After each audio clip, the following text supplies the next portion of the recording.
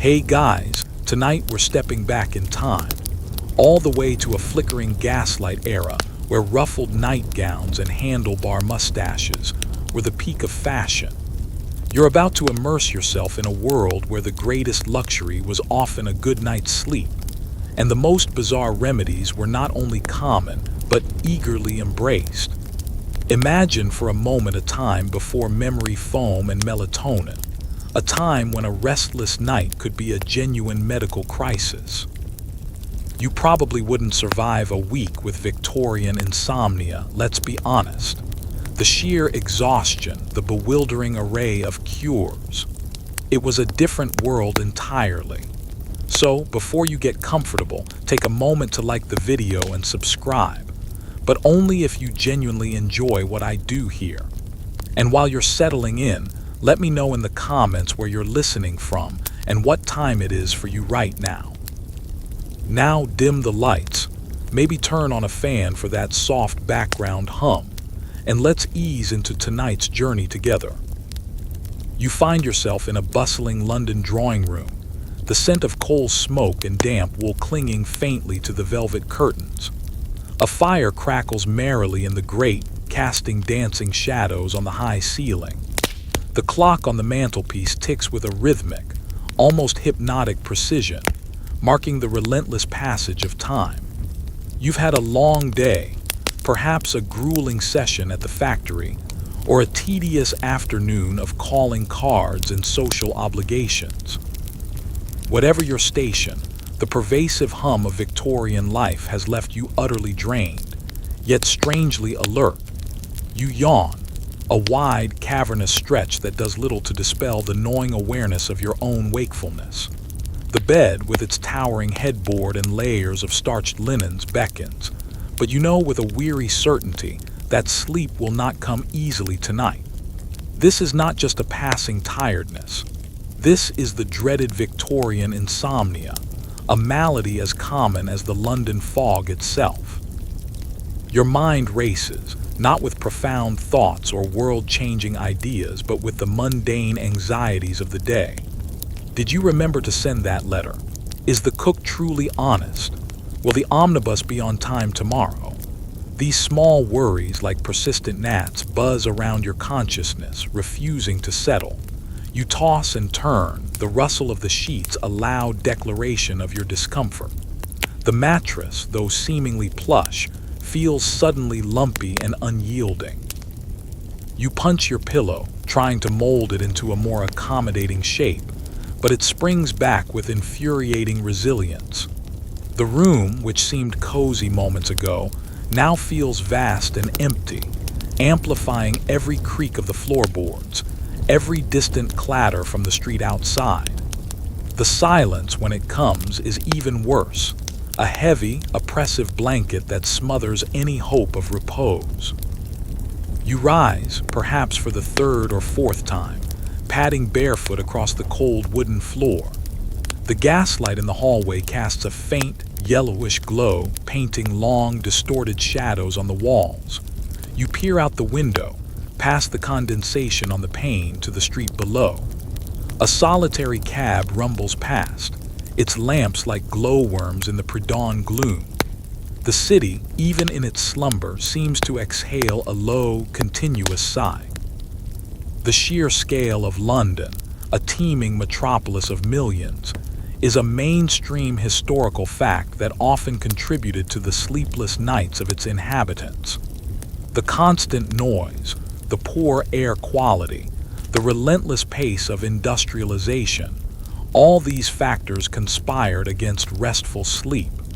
It wasn't just individual worries, it was the very fabric of urban life itself. You consider a glass of water, but your throat feels dry and scratchy anyway. You might even contemplate a short walk, but the dangers of the street at this hour, particularly for a woman of your standing, are too great to risk. Besides, your goal is sleep, not more stimulation. You sigh, a long, drawn-out sound of resignation. This is where the Victorians truly excelled in their ingenuity, or perhaps their desperation. When conventional methods failed, they turned to a fascinating array of unconventional cures, some of which seem utterly baffling to the modern mind. For instance, the concept of a sleeping draft was not just a literary trope. It was a common reality, often a concoction of laudanum, a potent opiate, and other, more esoteric ingredients. Imagine willingly consuming a drug that could lull you into a stupor, with little thought to its long-term effects. It's a testament to the severity of their sleep deprivation. One of the more peculiar tidbits from this era concerns the use of magnetism.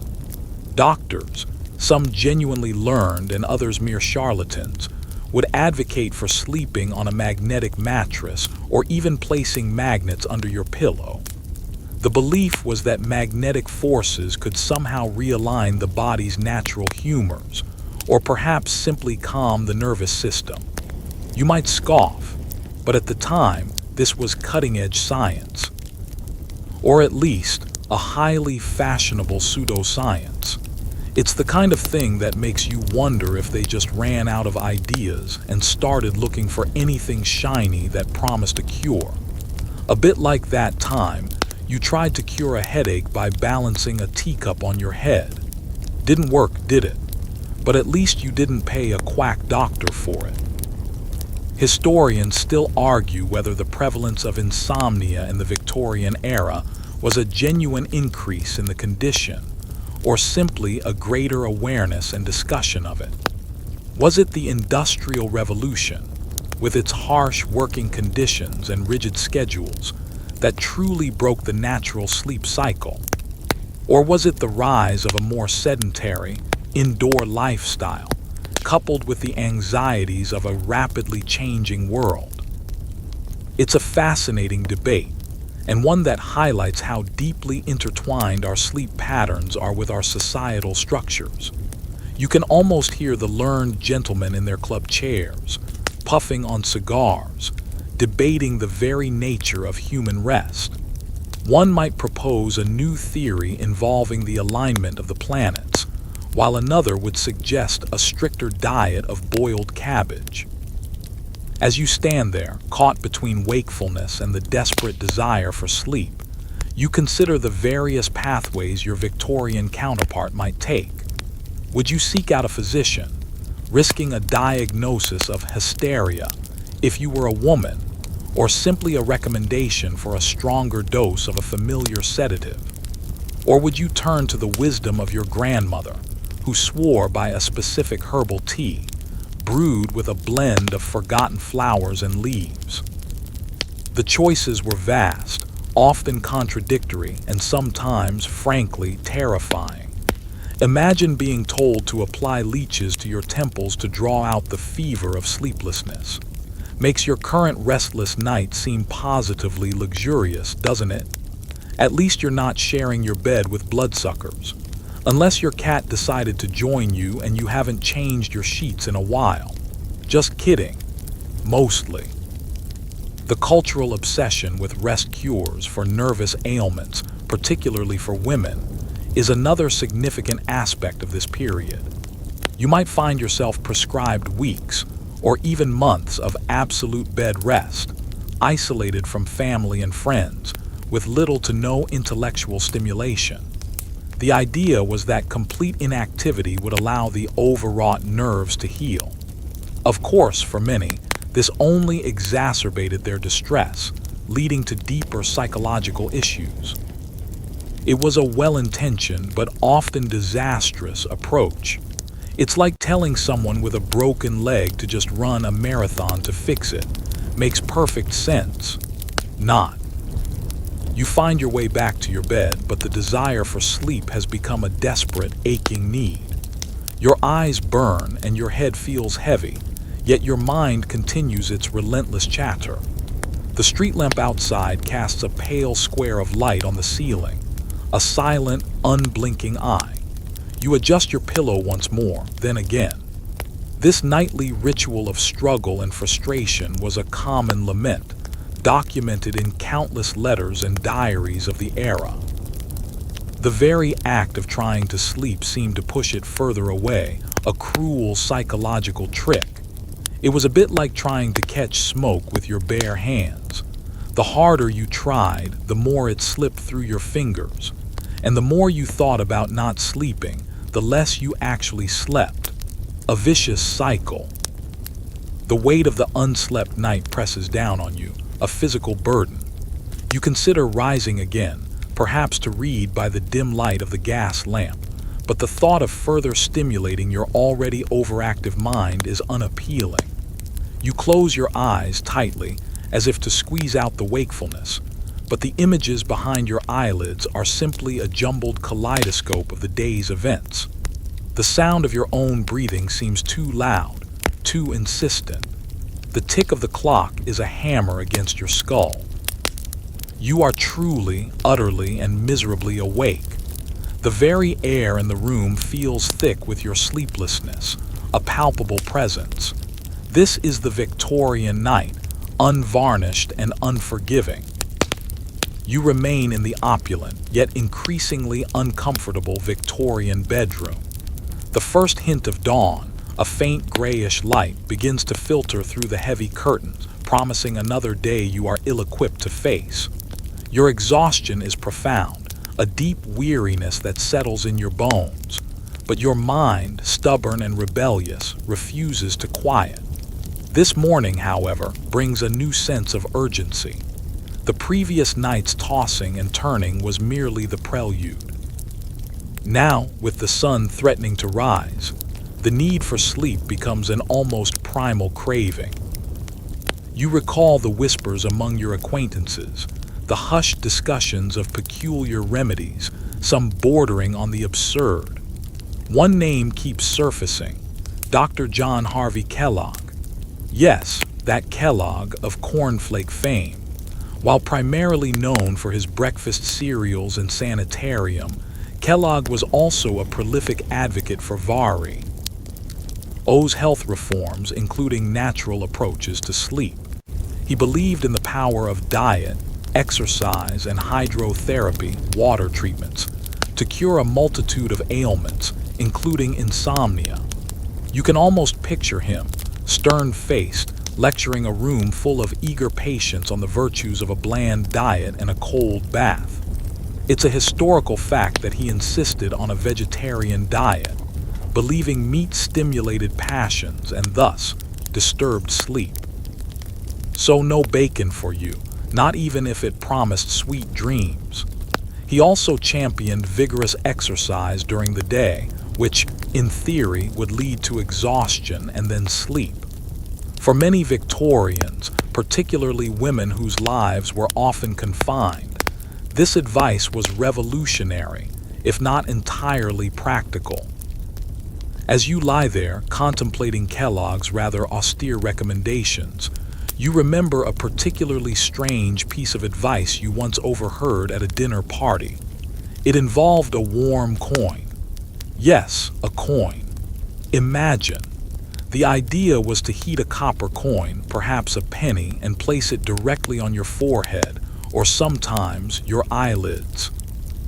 The purported logic behind this quirky tidbit was that the warmth would soothe the nerves, and the metal itself, with its conductive properties, would somehow draw out the restless energy from your brain. You can't help but chuckle at the image of yourself, a dignified Victorian, lying in bed with a warm penny plastered to your face. It sounds less like a cure, and more like a parlor trick gone wrong.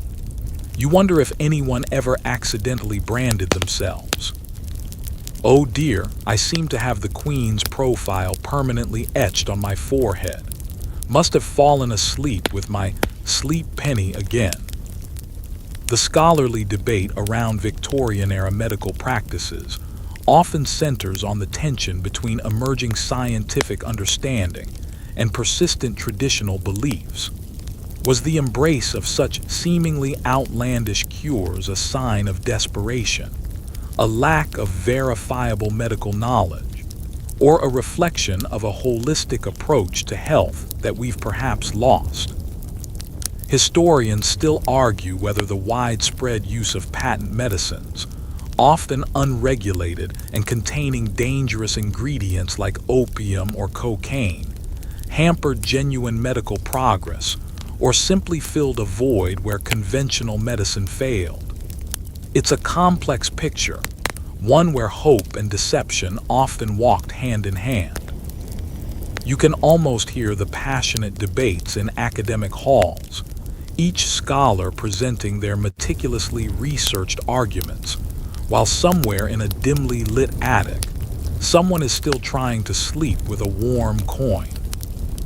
You find yourself in a strange limbo, too tired to move, too awake to truly rest. Your eyes, if they could, would roll back into your head from sheer exasperation. You briefly consider trying the warm coin method. What's the worst that could happen? You might look ridiculous and perhaps smell faintly of old copper, but at this point, any port in a storm. You imagine fumbling for a coin in the dark, trying to heat it without burning yourself, and then the delicate placement. The sheer effort involved in preparing for sleep often felt like more work than being awake. It's a bit like preparing for a vacation by cleaning your entire house from top to bottom. By the time you're ready, you're too exhausted to enjoy the trip. Another popular remedy, far more pleasant than a warm coin, involved warm milk. This particular mainstream historical fact is one that has endured, even into modern times, though perhaps more for its comforting ritual than any specific scientific benefit. Victorian physicians often recommended a warm glass of milk before bed, sometimes with a spoonful of honey or a sprinkle of nutmeg. The belief was that the warmth would be soothing, and the milk itself would aid digestion, leading to a more peaceful sleep. It's one of the few Victorian sleep remedies that doesn't involve questionable chemicals or odd implements. You can almost feel the gentle warmth of the mug in your hands, the steam rising, a comforting aroma filling the air. It's a much more appealing thought than, say, a Leeches and Laudanum smoothie. You picture yourself trudging downstairs to the kitchen, carefully heating the milk over the coal stove, the faint clinking of the crockery in the still house. The simple act of preparation might itself be therapeutic, a ritual to signal to your body that it's time to wind down. But even the warmest milk, you know from bitter experience, sometimes fails to bring the desired oblivion. It's just a prelude, a gentle nudge towards slumber, not a guarantee. You sigh, a long, weary exhalation that seems to carry all the frustrations of the night with it.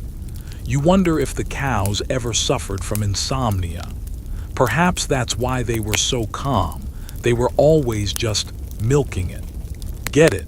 Milking it for all it's worth. The sheer volume of advice, often contradictory, reflects the era's struggle to understand and treat complex physiological conditions. One doctor might prescribe a vigorous walk in the fresh air, while another would insist on absolute quiet and stillness. Some advocated for a light dinner, others for a full, satisfying meal to prevent hunger pangs from waking you. It was a true choose-your-own-adventure of medical opinion, with your own body as the unwitting protagonist. And the hero, of course, was always sleep, the elusive prize.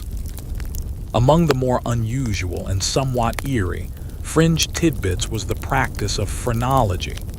While not directly a sleep cure, phrenologists would examine the bumps and contours of your skull, claiming to identify your personality traits and predispositions, including any tendencies towards sleeplessness. They might suggest that an overdeveloped organ of conscientiousness was keeping you awake, or a deficient organ of benevolence was causing you undue stress. It sounds utterly ridiculous now, but at the time it was taken quite seriously by many. Imagine being told your insomnia was due to a bump on your head and the cure was more bumps. No, probably just a very expensive, vaguely unsettling reading. Yes, Mr. Smith, Your bump of worry is quite pronounced. I suggest less worrying. That will be 5 shillings. As the first birds begin their tentative chirping outside your window, you realize the night is almost lost.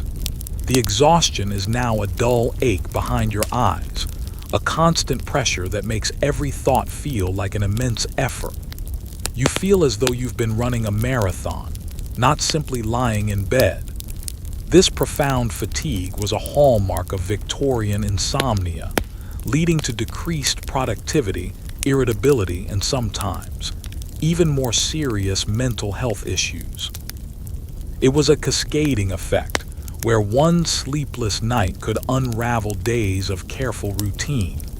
And the worst part, you'd have to pretend to be perfectly refreshed the next morning. Social expectations were just as demanding as the lack of sleep. It was like a secret society of the sleep-deprived, all nodding politely while internally screaming for a nap. You close your eyes again, not in an attempt to sleep, but simply to give them a brief respite from the encroaching light. The air in the room, once still, now seems to stir with the promise of morning. You hear the distant clatter of a milk cart, the faint cries of a street vendor. The world is waking up, whether you are ready for it or not. The concept of nervous energy was often used to explain insomnia, a kind of excess vitality that prevented the body from shutting down. The remedies, therefore, aim to either drain this energy or redirect it. Hence, the cold baths, the vigorous exercise, the strange concoctions designed to sedate. It was a constant battle against an unseen force, a kind of internal tempest that raged when all you desired was calm. The sheer desperation for sleep often led people to try anything, no matter how outlandish. It's a feeling you can almost relate to now as the hours slip away. You're not quite at the point of heating a penny, but the thought has certainly crossed your mind. You just want the quiet, the darkness, the blissful oblivion. The morning light, usually a welcome sight, now feels like an enemy, a harsh reminder of your failure to achieve what should be a natural state. The day stretches before you, an expanse of responsibilities that you must face on the fumes of an almost non-existent rest. The Victorians, you realize, were truly pioneers of perseverance in the face of profound sleep deprivation. The morning has fully arrived, painting your room in the soft, uncertain light of a London day. You finally give up on the pretense of sleep, sitting upright in your bed, your back aching, your head throbbing with a dull, persistent pain. The silence of the very early morning has been replaced by the growing chorus of the city. Carriages rumble past, street vendors begin their familiar cries, and the distant clang of a blacksmith's hammer echoes faintly. Your energy, such as it is, feels completely depleted, leaving you with a profound sense of inertia. You consider your options for the day, which largely involve facing the world with a cheerful facade, pretending that you are not, in fact, running on fumes and the sheer force of Victorian willpower. The idea of nervous exhaustion was a common diagnosis, particularly for women, and insomnia was often considered a symptom. This mainstream historical fact led to many well-meaning, but often misguided, rest cures, where patients were confined to bed for weeks or months, sometimes even forbidden to read or write. Imagine that. Your cure for sleeplessness is enforced boredom. It's like trying to put out a fire with gasoline, but with less dramatic results and more existential dread. Your gaze drifts to the small, ornate bottle on your bedside table. It contains a brownish liquid, and you know with a shudder what it is. Laudanum. A potent tincture of opium, it was a ubiquitous painkiller and sedative in Victor. available without prescription. While effective at inducing sleep, Its addictive properties and the often fatal consequences of overdose were widely, though perhaps not fully, understood.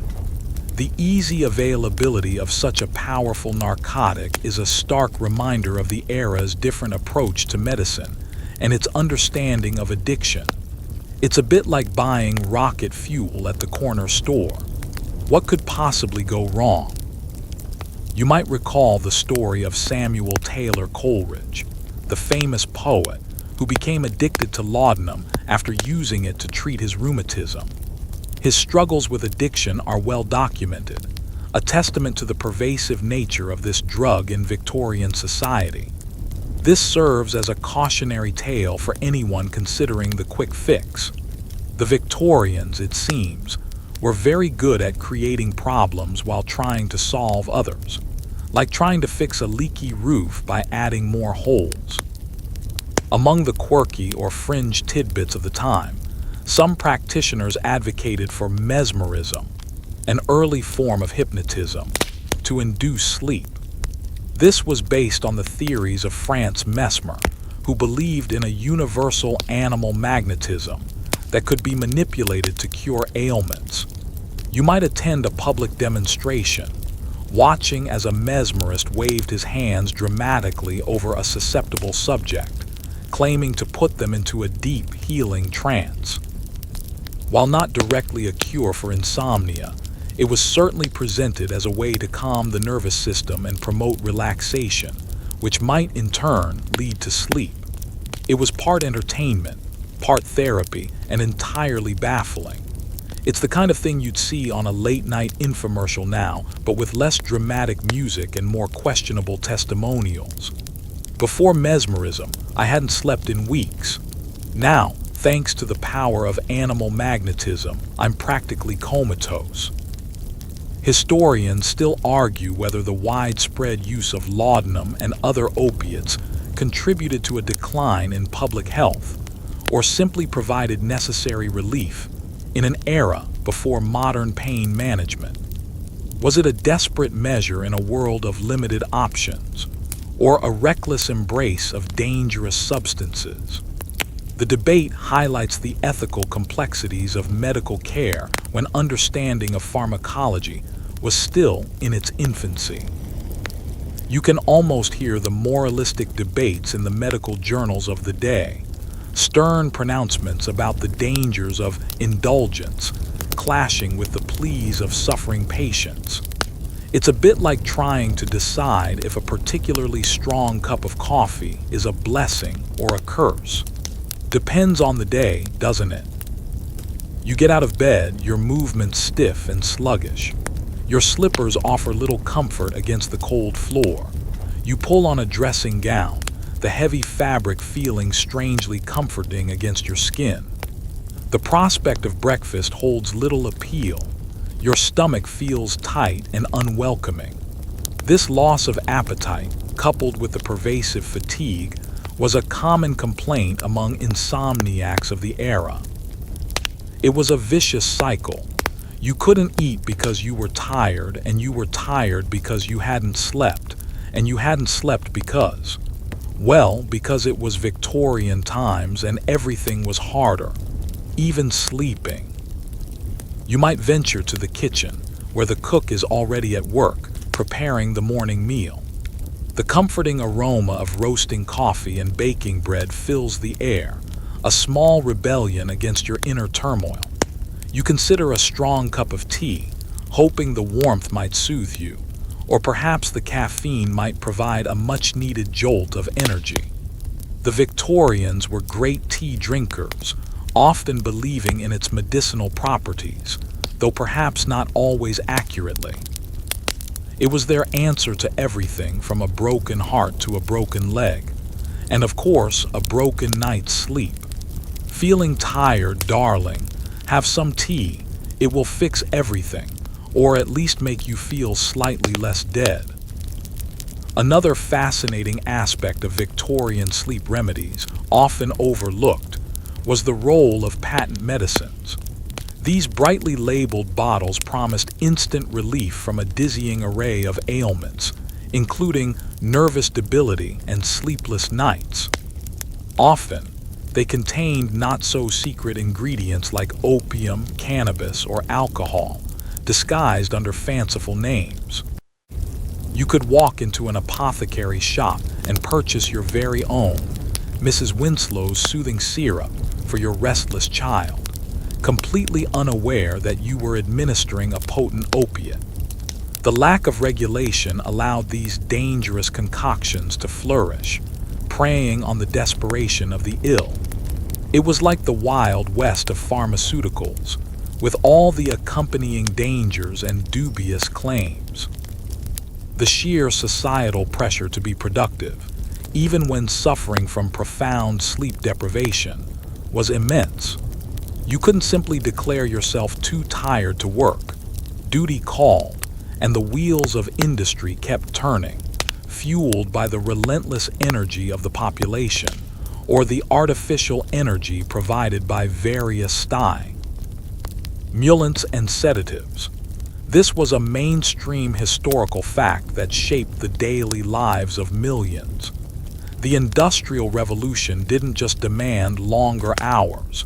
It demanded constant vigilance, an alertness that was increasingly difficult to maintain. You find yourself staring blankly at the teacup in your hand, watching the steam curl upwards. Your thoughts are fragmented, jumping from one worry to the next. The prospect of facing the day, of engaging in polite conversation, of maintaining your composure, feels utterly overwhelming. You long for the simple relief of oblivion, a few hours of true unconsciousness. The Victorians, in their desperation, tried everything, from the scientifically plausible to the utterly fantastical. They were, in a sense, pioneers in the never-ending human quest for a good night's sleep, even if their methods often left much to be desired. It's a bit like building a bridge out of spaghetti. It might hold for a bit, but you're probably going to end up in the river. The concept of sleep hygiene was, of course, entirely absent from the Victorian vocabulary. There was no advice on creating a dark, quiet room or maintaining a consistent sleep schedule. Instead, the focus was often on addressing the perceived underlying cause of the sleeplessness, whether it was nervousness, a bilious humor, or simply the general unpleasantness of life. It was a scattershot approach, hoping that anything would eventually hit the mark. And sometimes, by sheer luck, it did. You feel a flicker of something close to despair. The sheer, unrelenting exhaustion is a heavy weight, pressing down on your shoulders, making every breath feel like an effort. You imagine the countless others in London, stirring awake in their own beds, equally plagued by the restless night, each battling their own demons of wakefulness. The shared suffering, however, offers little comfort. All you want is to close your eyes and genuinely not open them again until morning. A proper, restorative morning. A dream, it seems, for another time. As the day progresses, your fatigue only deepens, like a heavy cloak you cannot shed. You navigate your morning routine in a haze, the world around you seeming slightly out of focus. The sounds of the household, once distant, now seem to echo with an irritating clarity. Your every movement feels like an immense effort, and you find yourself leaning against walls or furniture more often than you'd care to admit. This pervasive exhaustion was a common complaint among Victorians, a testament to the chronic sleep deprivation that often plagued them. You recall a curious piece of advice from an old medical almanac, a quirky tidbit that suggests placing a raw onion under your bed. The theory was that the strong fumes would somehow clear the air and induce a restful state. You imagine the pungent aroma filling your bedroom, perhaps mixing unpleasantly with the lingering scent of last night's coal smoke. It seems less like a sleep aid and more like a way to ensure you never have company over. Oh, do come in, but mind the onion bouquet. It's for my nerves, you see. It's the kind of remedy that makes you wonder if they just ran out of ideas and decided to raid the pantry. What's next? A garlic necklace. A mainstream historical fact concerning Victorian sleep habits is the shift in work patterns brought about by the Industrial Revolution. Before this era, work often revolved around natural light cycles, meaning people went to bed shortly after dusk and woke with the sun. The advent of gaslight and later electric light extended the working day and consequently the waking hours. Factories ran through the night, demanding shifts that defied the body's natural rhythms. This societal shift fundamentally altered sleep patterns, leading to more fragmented and shorter nights for many. It was a revolution, all right, but perhaps not a restful one. Historians still argue whether the increased pace of life in the Victorian era, fueled by rapid technological advancements and urbanization, directly caused a quantifiable increase in sleep disorders, or simply made the existing issues more prominent. Was it the sheer mental stimulation of a rapidly changing world, or the physical demands of an industrializing society that led to so many sleepless nights? It's a chicken and egg scenario, with the poor chicken just wanting to take a nap. You can almost hear the social reformers lamenting the loss of simpler times, when a good day's work was followed by a good night's rest, rather than a frantic dash to the next innovation. You find yourself constantly stifling yawns, a futile attempt to maintain an appearance of normalcy. Your eyelids feel heavy as if weighted with lead. You long for a dark room, a soft pillow, anything to escape the demands of the waking world. The Victorians, with their strict social codes, rarely allowed such public displays of fatigue. You were expected to maintain a composed demeanor no matter how much you were suffering internally. It was a performance every single day. And the audience was your entire social circle, ready to judge any sign of weakness. It's almost as exhausting as the actual lack of sleep. Among the more unsettling fringe tidbits was the use of electric currents. Some doctors experimented with applying mild electric shocks to patients, believing it could stimulate the nervous system and rebalance the body's energy, thus promoting sleep. You might imagine the nervous apprehension of a patient sitting in a dimly lit room, electrodes attached to their head or limbs, waiting for the jolt.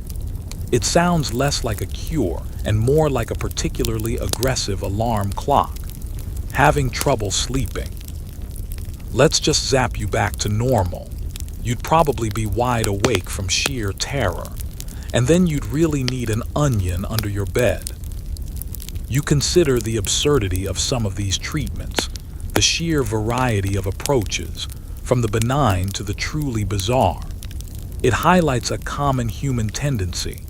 When faced with a pervasive and distressing problem, people will try almost anything. And in an era without rigorous scientific trials or established medical protocols, the line between effective treatment and pure quackery was often blurred. It was a wild west of medical opinions, with snake oil salesmen and genuine innovators competing for public trust. A bit like modern diet trends, really. One week it's all about kale, the next it's solely about potatoes, and you're still just trying to figure out how to get a good night's sleep. The afternoon drags on, each hour feeling like an eternity. Your thoughts are sluggish, your concentration fleeting. You miss details in conversations, your responses are delayed, and you find yourself repeating questions. This cognitive impairment was a significant consequence of chronic insomnia, affecting not just personal well-being but also professional performance. For a society increasingly reliant on complex industrial processes and intricate social interactions, such widespread fatigue must have had a profound impact. It's no wonder they were so inventive with their cures, even the ridiculous ones. They simply had to find a solution. You might find yourself excusing yourself early from social engagements, pleading a headache or a nervous complaint. The delicate art of polite evasion was a necessary skill for the chronically fatigued Victorian. Retreating to the quiet sanctity of your own home, however, offered little solace if sleep remained elusive. The home, which should have been a haven, often became a battlefield against your own restless mind. And the bed, your supposed sanctuary, transformed into an instrument of torture.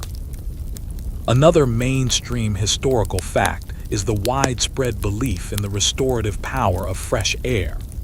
Sanatoriums were established in the countryside, promising cures for various ailments, including nervous exhaustion, through exposure to clean air and natural surroundings.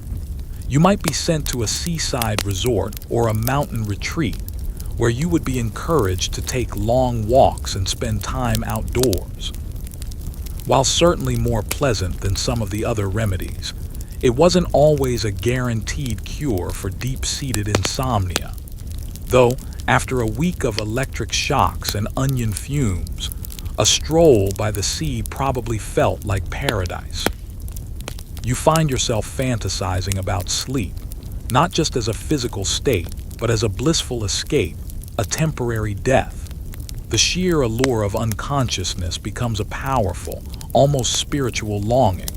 It's the kind of desperation that makes you truly appreciate the simple gift of a full night's rest, something many of us take for granted today. The Victorians, in their struggle, knew the true value of that gift. They probably would have traded their top hat for 8 uninterrupted hours. Maybe even 2 top hats. The irony, of course, is that many of the remedies they sought, particularly the opiates, only exacerbated the problem in the long run, leading to cycles of dependence and even more disturbed sleep. It was a tragic loop, fueled by desperation and a lack of scientific understanding. The Victorians were, in many ways, stumbling through the dark, trying to find a light switch they didn't even know existed. And sometimes they just ended up tripping over a warm coin. As evening approaches, a new wave of anxiety washes over you.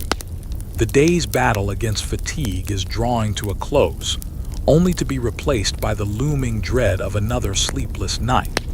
The prospect of endless hours of tossing and turning, of watching the clock tick relentlessly, fills you with a profound sense of weariness that transcends the physical. You want to scream into your pillow, but Victorian decorum prevents even that small release. You are a prisoner of your own wakefulness, confined within the luxurious yet suffocating walls of your own home. And tonight, you know the lettuce awaits. The dinner hour arrives, and you dutifully descend to the dining room, the heavy scent of roasted meat and steamed vegetables doing little to stir your appetite.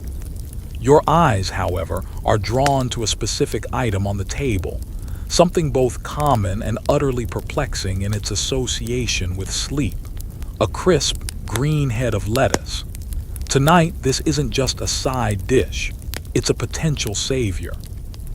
This is where we delve into the curious Victorian belief that lettuce held sedative properties, a widespread notion that finds its roots in ancient herbal wisdom.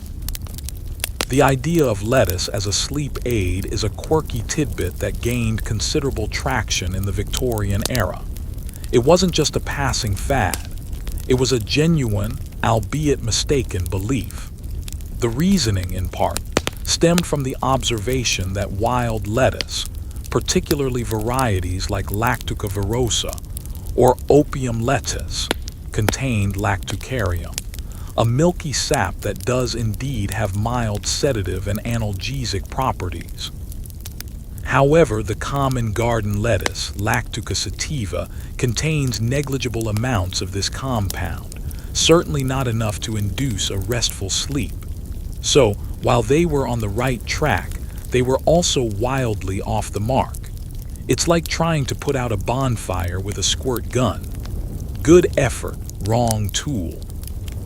You watch as the maid serves a generous portion of boiled lettuce onto your plate, glistening with a pat of butter. You eye it with a mix of skepticism and desperate hope. Could this unassuming leafy green truly hold the key to a night of peaceful slumber? You force yourself to eat it, the slightly bitter taste a minor inconvenience compared to the promise of rest. The texture is soft, almost mushy, a far cry from the crisp salads we enjoy today. This was often the way vegetables were prepared in Victorian times. Boiled to oblivion, their nutrients and often their flavor disappearing into the cooking water. A mainstream historical fact is the general lack of understanding of nutrition and pharmacology in the Victorian era.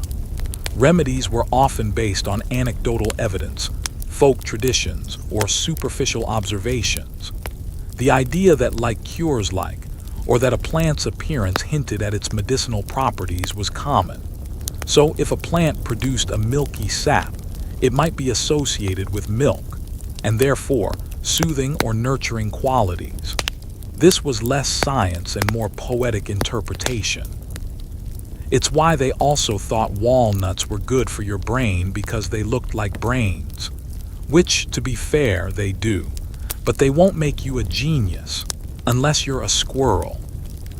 Historians still argue whether the widespread belief in herbal remedies like lettuce stemmed from a genuine efficacy in some cases, or simply the powerful placebo effect. Was it the active compounds in the wild lettuce that truly worked, or merely the expectation of relief that brought about a sense of calm? The debate highlights the enduring power of belief in medicine, even when the scientific basis is shaky. You can almost hear the earnest discussions in learned societies. One gentleman championing the efficacy of chamomile, another vehemently arguing for valerian root, while somewhere a poor insomniac is chewing on a raw turnip. You finish your portion of lettuce, feeling neither more sleepy nor less awake. The other diners at the table, perhaps accustomed to your quiet demeanor, pay you little mind. The conversation ebbs and flows around you, a distant hum. You find yourself focusing on small details, the intricate pattern on the silverware, the way the gaslight flickers in the draft. Your mind, despite its exhaustion, is still annoyingly alert, cataloging every minor sensation. It's like having a hyperactive filing clerk inside your head, sorting every tiny piece of information, even when you desperately want them to just go home. Another quirky tidbit that sometimes accompanied the lettuce cure was the lettuce tea. This involved steeping lettuce leaves in hot water, much like a regular tea, and drinking the infusion before bed. The logic was similar to eating it, but perhaps with the added benefit of warmth, which was generally considered soothing. You can imagine the taste: watery, slightly green, and probably not something you'd eagerly anticipate. But when sleep is the prize, even a rather unappealing beverage becomes a potential elixir. You might even add a bit of sugar, hoping to mask the vegetal flavor.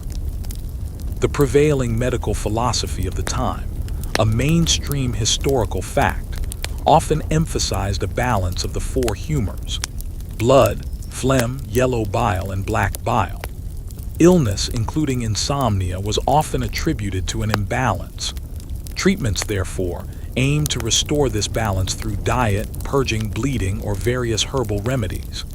Lettuce, in this context, might have been seen as a cooling or calming herb, capable of reducing excessive heat or agitation that prevented sleep. It was a holistic, if somewhat unscientific, approach. It's like trying to balance a seesaw with a feather on one side and a hippopotamus on the other. Good luck with that. As you rise from the dinner table, the prospect of bedtime feels less like a comforting embrace and more like a wrestling match. You have consumed your lettuce, and you're still entirely, painfully awake. The hopeful expectation that accompanied the meal begins to wane, replaced by a familiar sense of dread. The long night stretches before you, a vast, dark expanse of wakefulness. You imagine trying to explain the lettuce cure to someone from the future. Yes, we ate large quantities of boiled salad leaves. It was very effective. Sometimes, for some people, maybe, they'd probably just offer you a pill and a weighted blanket. Historians still debate the extent to which Victorian patients truly believed in the efficacy of these more unusual remedies, or whether they simply acquiesced to their doctor's advice out of a sense of duty or desperation. Was it genuine faith in the power of plants, or a last resort when all else failed? The debate speaks to the complex relationship between patient and physician in an era when medical science was still finding its footing. You can almost picture a doctor with a perfectly serious face advising a patient to eat a whole head of iceberg lettuce, and the patient, equally serious, nodding politely and then doing exactly that. You retreat to your bedroom, the air feeling heavy, expectant. The gaslight casts a soft glow, illuminating the familiar furnishings. You prepare for bed with a weary resignation, each movement deliberate. You might try to empty your mind to banish the racing thoughts, but they cling like burrs, refusing to be dislodged. The lettuce, it seems, has failed in its mission. And now, the truly baffling part, the warm coins. You pick up a small, smooth copper coin from your dresser. It feels cool against your fingertips. The idea of heating it and placing it on your skin, the very thought, feels alien and unappealing. Yet the desperation for sleep is a powerful motivator. You consider the methods, heating it by the gaslight flame, perhaps, or holding it in your cupped hands until it warms. It's an act of pure, unadulterated hope against a backdrop of crushing exhaustion. It's the kind of thing you'd only do if you were truly at your wit's end, or if you'd lost a bet. The night promises to be long. You lie down, the rustle of the sheets a reminder of your previous night's struggles. The moon, a pale orb, begins to peer through your window. The silence is broken only by the distant sounds of the city, the occasional hoot of an owl, and the relentless tick of the clock. You have eaten your lettuce. Now the time has come to consider the warmth of copper against your skin. You are truly entering the realm of the Victorian insomniac, where the logical gives way to the peculiar, and the desperate clings to the bizarre.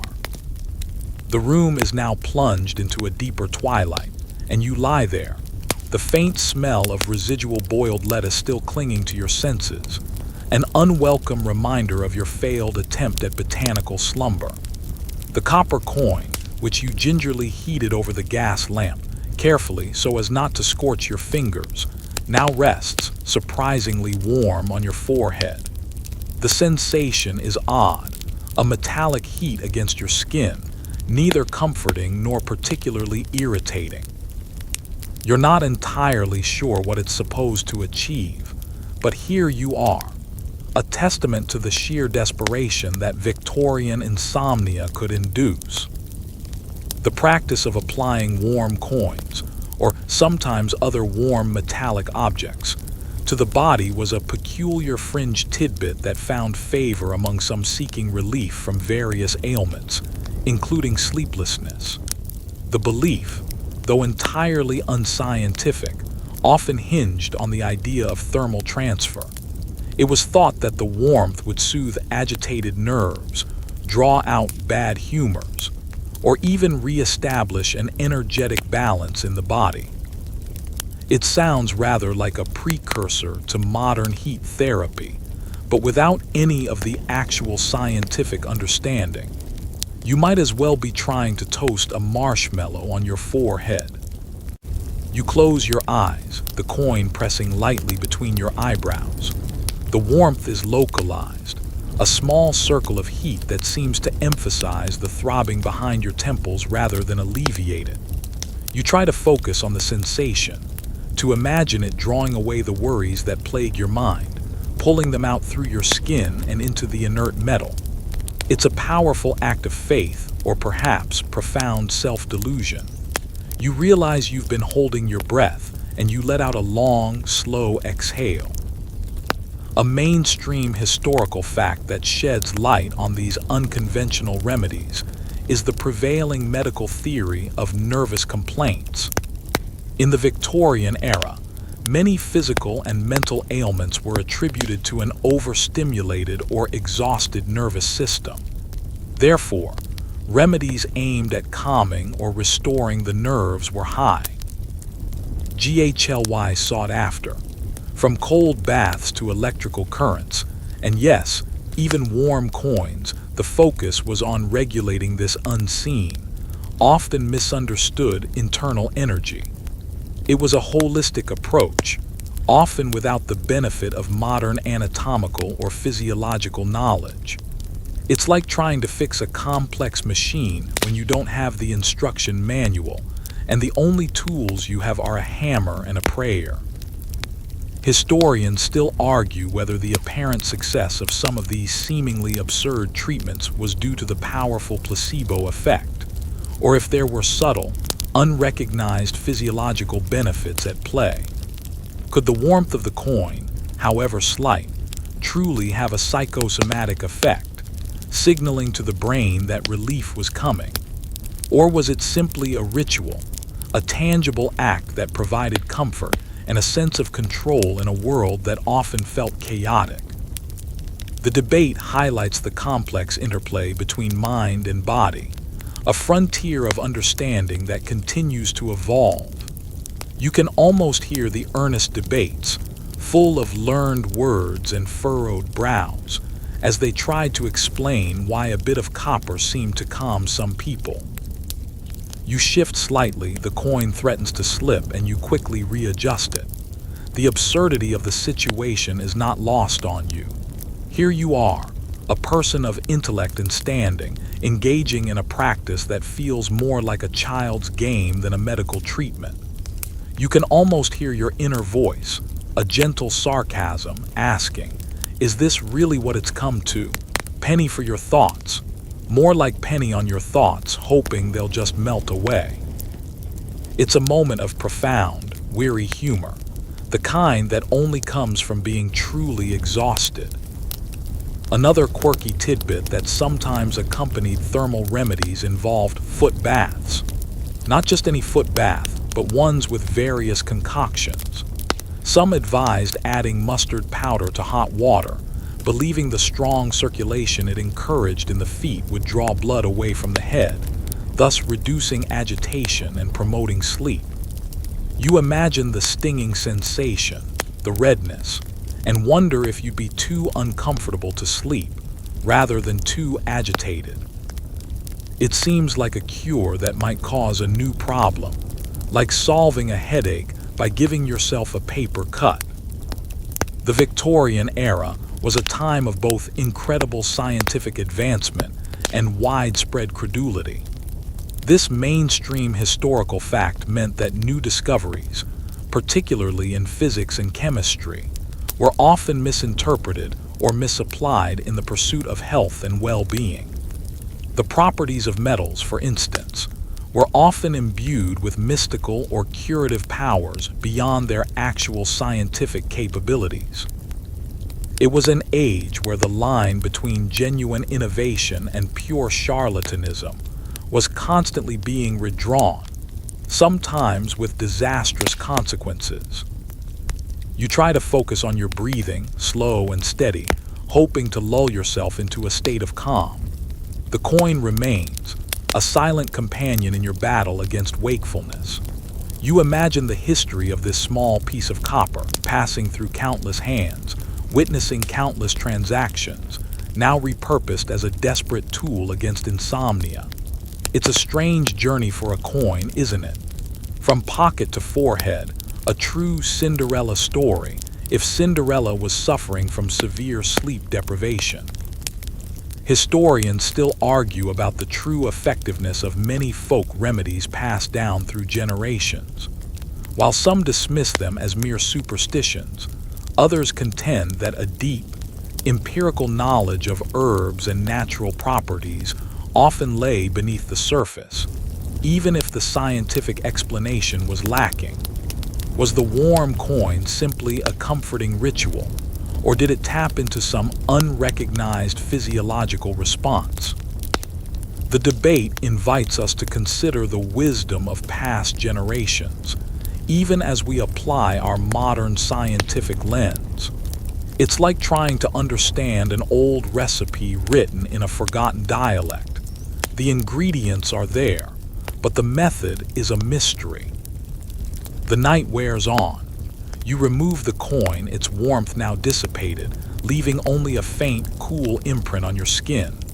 The air in the room feels thick with unspoken thoughts, with the weight of unslept hours. The initial novelty of the coin has faded, replaced by a renewed sense of frustration. It didn't work. The lettuce didn't work. You are still profoundly, miserably awake. The silence of the night presses in, amplifying every small sound, every whisper of your own restless mind.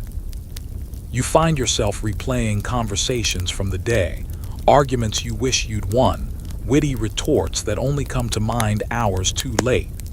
Your mind is a relentless projector, flashing images and snippets of dialogue, refusing to dim.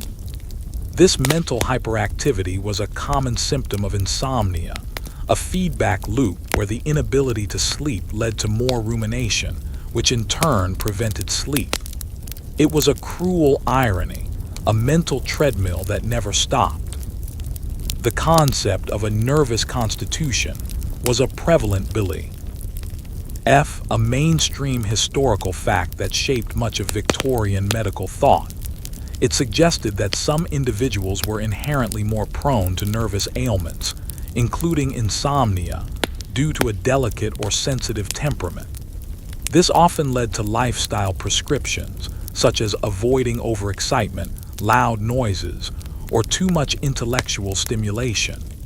It was a gentler, if equally ineffective, approach to treatment. It's like telling someone with a broken leg to avoid stairs. Good advice, but it doesn't fix the leg. You turn onto your side, then your back, then your other side, a desperate dance with your pillow. The mattress feels strangely unyielding, every contour a source of discomfort. You pull the blankets higher, then kick them off, perpetually too warm or too cold. The minutes stretch into an eternity, marked only by the slow, deliberate tick of the clock. You are a captive of the night, a silent witness to your own wakefulness. And the thought of tomorrow, another day to face on so little rest, is a heavy, unwelcome burden. The first hesitant rays of dawn are now a cruel mockery, painting streaks of pale light across your bedroom floor. You are beyond exhaustion. You are in that strange, detached state where reality feels slightly warped. The warm coin lies cold and forgotten on your bedside table, a mute witness to another failed attempt at slumber. The boiled lettuce from last night's dinner now seems a distant, unappetizing memory. Your body aches with the fatigue of a long, restless night, every muscle protesting the lack of repose. You slowly push yourself upright, swinging your legs over the side of the bed. The cold floor sends a jolt through your feet, a minor shock that does little to dispel the profound weariness. You look at your reflection in the ornate dressing mirror. Your eyes are shadowed, a telltale sign of the night's battle. This physical manifestation of sleeplessness was something Victorians often tried to conceal, as a tired appearance could be seen as a sign of weakness or, worse, a moral failing. Maintaining a cheerful, energetic demeanor was paramount, a mainstream historical fact that added another layer of pressure to the already sleep-deprived. It's like trying to run a marathon and then immediately audition for a smiling contest. You find yourself yearning for a quick fix, something to jolt you awake and sharpen your dulled senses. This longing often led Victorians to various stimulants, particularly strong coffee or tea. While these offered a temporary boost, they often contributed to a vicious cycle, making it even harder to sleep the following night. It was a desperate dance, fueled by necessity. It's a bit like borrowing money to pay off a debt. It solves the immediate problem but creates a larger one down the line. And then you need more coffee. Among the quirky or fringe tidbits of the era was the use of smelling salts. Often made from ammonium carbonate and perfumed, these small bottles were carried by ladies and gentlemen alike, meant to revive those feeling faint or overcome by nerves. While not a sleep cure per se, they were certainly used to combat the effects of sleeplessness, providing a sharp, albeit temporary, jolt of alertness. Imagine taking a deep whiff of pungent salts just to get through a morning meeting. It sounds like a rather aggressive wake-up call, far more startling than a gentle alarm clock. Oh dear, I do believe I'm feeling a touch faint. Pass the salts, won't you? And perhaps a strong dose of reality if you have it. Historians still argue whether the widespread use of stimulants and sedatives in Victorian society created a culture of dependence, or simply reflected the intense pressures of the age. Was it a symptom of a society grappling with rapid change, or a cause of further societal ills? The debate highlights the complex relationship between medical practice, social norms, and individual well-being. You can almost hear the passionate arguments in smoky intellectual salons, one side bemoaning the degeneracy of the age, the other pointing to the genuine suffering that drove people to these remedies. You venture downstairs, the clatter of breakfast preparations sounding unusually loud. The smell of freshly brewed coffee, however, is a welcome aroma, a promise of temporary reprieve. You pour yourself a cup, black and strong, hoping the dark liquid will somehow clear the fog from your mind. The act of drinking it, the warmth spreading through your body, offers a fleeting sense of comfort. You consider adding a spoonful of sugar, a small indulgence to counteract the bitterness. Another mainstream historical fact is the significant role that diet played in Victorian medical theories. Food was often seen as medicine, and specific foods were prescribed for various ailments. Beyond the lettuce, other vegetables like cabbage and potatoes were sometimes recommended for their cooling or grounding properties. The idea was to balance the internal humors and promote a state of calm conducive to sleep. It was a naturalistic approach, often lacking scientific rigor, but reflecting a deeper connection to the earth and its bounty. It's like trying to build a complex engine using only fruit and vegetables. You might get some interesting noises, but probably not much forward momentum. You imagine a dinner table laden with boiled greens, a veritable feast of blandness, all in the name of a good night's rest. It seems a rather joyless pursuit. No wonder they sometimes resorted to things like laudanum.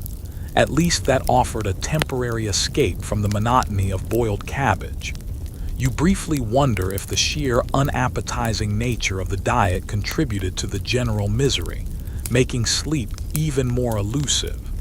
Perhaps they just wanted to fall asleep to escape the food. Among the more whimsical fringe tidbits, some Victorian guides suggested that counting sheep was an actual viable method for inducing sleep. This seemingly innocent practice, now a well-worn cliché, was genuinely advocated as a way to distract the mind from worries and lull it into a state of drowsiness. You can picture someone lying in bed, meticulously counting imaginary ovine, their eyes wide open, their mind still racing with the effort of counting. It's a classic case of theory meeting reality and reality winning. 1 sheep, 2 sheep, 3 sheep. Wait, was that sheep wearing a tiny monocle? Oh no, I'm awake again. Historians still argue whether the emphasis on moral causes of insomnia was a genuine attempt to understand the mind-body connection, or a way to blame the patient for their own suffering. Was sleeplessness seen as a punishment for idleness, overthinking, or moral laxity? The debate highlights the societal pressures and judgments that often accompanied illness in the Victorian era. You can almost hear a stern physician declaring, "My dear sir, your insomnia is clearly a result of your excessive card playing.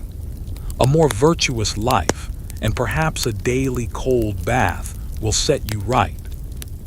The day stretches before you, an endless vista of tasks and obligations, all to be faced with the crushing weight of exhaustion.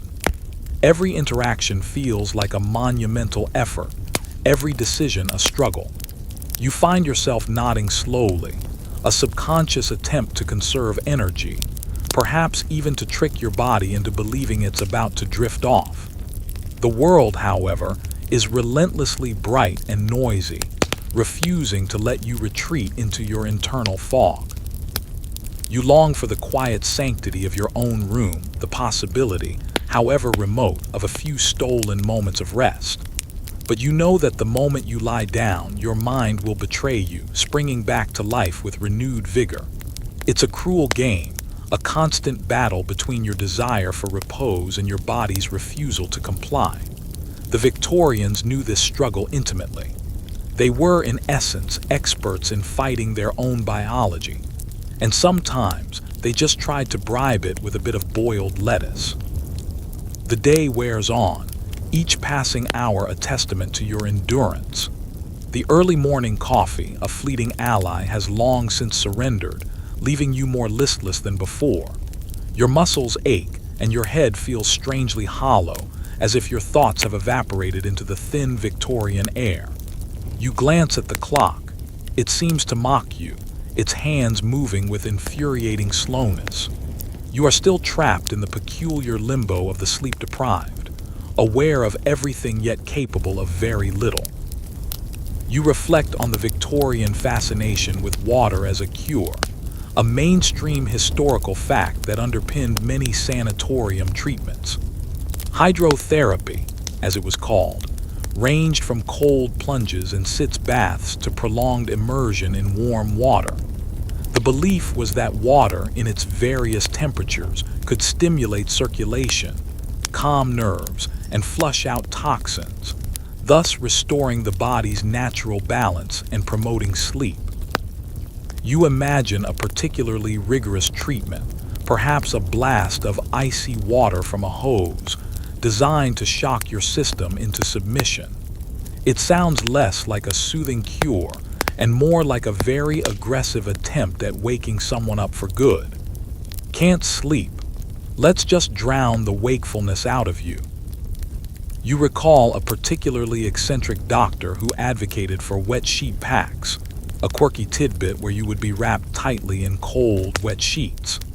The idea was that as the sheets slowly warmed to your body temperature, a calming and sedative effect would occur. You picture yourself, a human burrito, shivering initially, then perhaps drifting off into a damp, uncomfortable slumber. It sounds like a recipe for a cold, not a cure for insomnia, and certainly not conducive to getting out of bed in the middle of the night for a quick run to the well, wherever Victorians ran to in the middle of the night, probably to get more warm coins. Historians still argue whether the emphasis on external physical treatments such as hydrotherapy was a practical response to the limited pharmacological options available, or a reflection of a deeper societal discomfort with mental and emotional distress. Was it easier to treat the body than to delve into the complexities of the mind? The debate highlights the evolving understanding of psychosomatic illness. You can almost hear the medical establishment of the day discussing the merits of a good dowsing. rather than, say, a good conversation about your feelings. Feeling melancholic, madam? A brisk walk in the rain and a cold plunge will set you right. You find yourself staring blankly at the patterns on the wallpaper, each intricate design seeming to writhe and shift in your peripheral vision. Your mind, though tired, is also strangely restless, latching onto every minute detail. You imagine yourself submerged in a vast, lukewarm bath, hoping the water will somehow absorb your anxieties. It's a comforting thought, certainly more appealing than being wrapped in cold, wet sheets. Another mainstream historical fact about Victorian approaches to health was the widespread belief in pure air. The foul, smoky air of industrialized cities was often blamed for various ailments, including respiratory problems and nervous complaints. Retreats to the countryside or seaside were often prescribed, with the fresh, clean air believed to have restorative powers. While clean air is undoubtedly beneficial, it often wasn't enough to counteract the profound physiological and psychological factors contributing to chronic insomnia. It's like trying to fix a leaky roof by opening a window. Good idea, but it's not going to stop the rain. You imagine yourself wandering through a lush green meadow, breathing in the crisp, clean air, the gentle hum of bees a soothing lullaby. The image is idyllic, a stark contrast to the oppressive reality of your current state. The Victorians were romantics in their approach to nature, often attributing almost magical healing properties to it. And sometimes, in fairness, nature did provide some genuine comfort, even if it wasn't a magic bullet. Among the more alarming fringe tidbits was the use of cupping. This involved placing heated glass cups on the skin, creating a vacuum that would draw blood to the surface. While primarily used for pain relief and inflammation, some practitioners also believed it could draw out bad humors or congestion from the head, thereby alleviating sleeplessness. You wince at the thought of the round, red marks left on the skin, a testament to the aggressive nature of some of these treatments. It's the kind of thing you'd probably want to avoid if you had a fancy ball to attend the next day. Oh, these. Just a bit of cupping for my nerves. No, it's not a hickey from a particularly enthusiastic octopus. Historians still argue about the ethical implications of some Victorian medical practices, particularly those that involve discomfort or pain. Was it a necessary evil in an age of limited options, or a reflection of a less compassionate approach to patient care? The debate forces us to confront the often uncomfortable realities of medical history. You can almost hear the patients' protests, drowned out by the confident pronouncements of their physicians. The afternoon begins to wane, and with it, your already depleted energy reserves. The thought of facing another night of wakefulness fills you with a profound weariness that settles deep in your bones. You long for the oblivion of true sleep, not the fleeting, unsatisfying attempts you've endured. The world around you seems to move at an increasingly slow pace, each moment stretching into an eternity. You find yourself becoming hypersensitive to light and sound, the gentle glow of the gas lamp now seeming harsh, the distant sounds of street traffic a cacophony. This increased sensory awareness is a common symptom of severe sleep deprivation, a cruel trick of the mind that makes restful sleep even harder to achieve. It's as if your brain is trying to compensate for its exhaustion by turning up the volume on everything else. The Victorian obsession with routine, a mainstream historical fact, often extended to sleep. They believed that a strict schedule, even for bedtime, could help regulate the body's rhythms. However, for those already suffering from chronic insomnia, simply adhering to a schedule provided little relief if sleep refused to come. It was like building a beautiful train track but having no train to run on it. All the effort, none of the journey.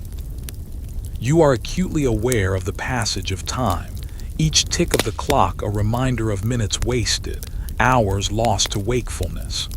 The prospect of dinner, another opportunity for the bland comfort of boiled lettuce, holds little appeal.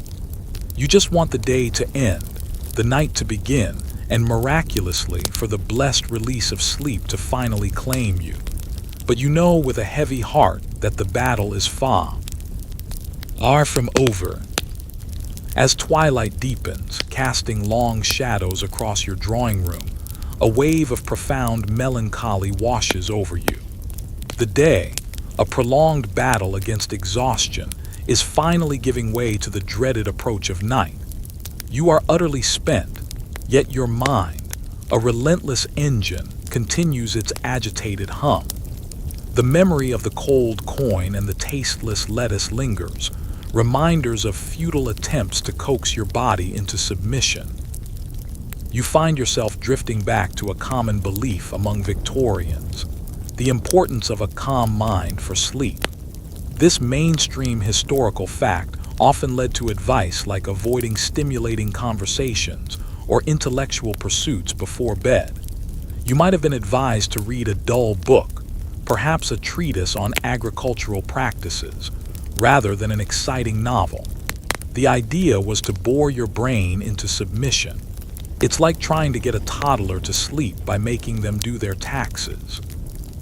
Good luck with that. You picture yourself sitting quietly by the fire, perhaps knitting a particularly uninteresting swatch of wool, trying to empty your mind of all thoughts. The silence, however, only seems to amplify the inner chatter. You try to focus on the rhythmic click of the knitting needles, hoping the monotony will lull you. It rarely does. The mind, it seems, is a far more stubborn creature than a simple yarn. Among the more fantastical fringe tidbits was the belief in dream catchers, not in the Native American tradition, but a curious Victorian adaptation, often involving specific crystals or herbs hung above the bed to ward off bad dreams and invite peaceful slumber. You might have seen small, intricately woven ornaments, adorned with bits of lace and dried lavender, suspended from the canopy of a four-poster bed. It was a charming, if utterly unscientific, attempt to harness mystical energies for a good night's sleep. It's the kind of thing you'd probably find in a dusty antique shop now, labeled Victorian sleep aid, may not induce sleep. Historians still argue whether the Victorians' emphasis on moral and spiritual aspects of health, including sleep, hindered or helped the development of scientific medicine. Was it a distraction from genuine physiological causes, or did it address a real psychological need for meaning and control in the face of illness? The debate highlights the tension between the quantifiable and the intangible in human experience. You can almost hear the reverends and physicians of the era debating whether a restless spirit or a restless gut was truly to blame for your sleepless nights. You sigh, a long, weary exhalation that seems to carry all the frustrations of the day. The simple act of breathing feels heavy. Your body is screaming for rest, but your mind continues its relentless monologue. You reflect on the sheer volume of advice available at the time, often contradictory, often expensive, and rarely effective. It was a marketplace of hope, where desperate souls spent their hard-earned money on promises of oblivion. Another mainstream historical fact that profoundly impacted Victorian sleep was the sheer density and noise of urban living. As cities grew, so did the continuous hum of industry, traffic, and human activity. For those living in close proximity to factories, railway lines, or bustling markets, a truly quiet night was a rare luxury. Soundproofing was non-existent, and the relentless noise pollution seeped into every home, making restful sleep a constant challenge. It's like trying to sleep in the middle of a perpetual construction site. Good luck with that, unless you have super hearing and like the sound of riveting. You imagine the constant clang of metal, the distant shouts of carters, the rumble of passing trains, a symphony of sleeplessness that permeated the very air. You might try to block out the noise with earplugs made of wax, or even by pulling your pillow over your head, but the vibrations seemed to penetrate everything, settling deep in your bones. It was an assault on the senses, relentless and inescapable. Among the more unique and frankly unsettling fringe tidbits was the practice of animal magnetism applied literally. Some believed that sleeping near certain animals, particularly those considered to have calm or healing energies, could promote sleep. You might find yourself sharing your bed, or at least your bedroom, with a particularly placid cat or even a dog. The idea was that their calm demeanor would somehow transfer to you. It's a nice thought until you consider the fleas, or the snoring. Yes, my dear Fido, do snuggle closer. Your peaceful breathing is almost as good as a strong dose of laudanum. Historians still argue whether the Victorians' pervasive anxiety about health and illness was a result of genuine medical challenges or a product of increased literacy and the proliferation of health-related publications. Did people become more aware of their ailments, or did they simply have more news to express their anxieties? The debate speaks to the psychological impact of information and the way it shapes our perception of our own bodies. You can almost hear the hypochondriacs of the age, meticulously cataloging their symptoms from various self-help books. The evening progresses, each minute bringing you closer to the inevitable battle with your bed. You feel a growing dread, a physical tightening in your chest. The idea of lying awake, staring into the darkness, fills you with a profound weariness that eclipses even the day's fatigue. You yearn for that moment when your thoughts finally surrender, when your body yields to the insistent pull of oblivion. But it feels like a distant shore, unreachable and elusive. You try to prepare for sleep by performing a ritual, perhaps a thorough wash with warm water and soap, the familiar sense of small comfort. You change into your night clothes, the soft cotton a welcome sensation against your skin. You dim the gas lights, plunging the room into a comforting gloom. These small acts of preparation are your quiet defiance against the relentless assault of sleeplessness. They are your fragile hopes, your last-ditch attempts to trick your body into yielding. The Victorian preoccupation with the proper temperature of the bedroom is another mainstream historical fact. They often believed that a cool, but not cold, room was ideal for sleep. However, with limited heating options beyond a roaring fire, maintaining a consistent temperature could be a challenge, often leading to rooms that were either stifling hot or bitterly cold. It was a constant negotiation with the elements, another factor that could easily disrupt fragile sleep. You climb into bed, pulling the thick blankets up to your chin. The mattress, though familiar, feels strangely uninviting. You close your eyes, willing your mind to quiet to just stop. But it continues its ceaseless chatter, replaying snippets of conversations, conjuring anxieties about the morrow. The long night stretches before you, a vast, dark expanse of wakefulness. And as the clock on the mantelpiece ticks, each second seems to mock your desperate yearning for rest. The night has truly settled now, a heavy blanket of darkness outside your window, punctuated only by the distant glow of gaslights from the street below.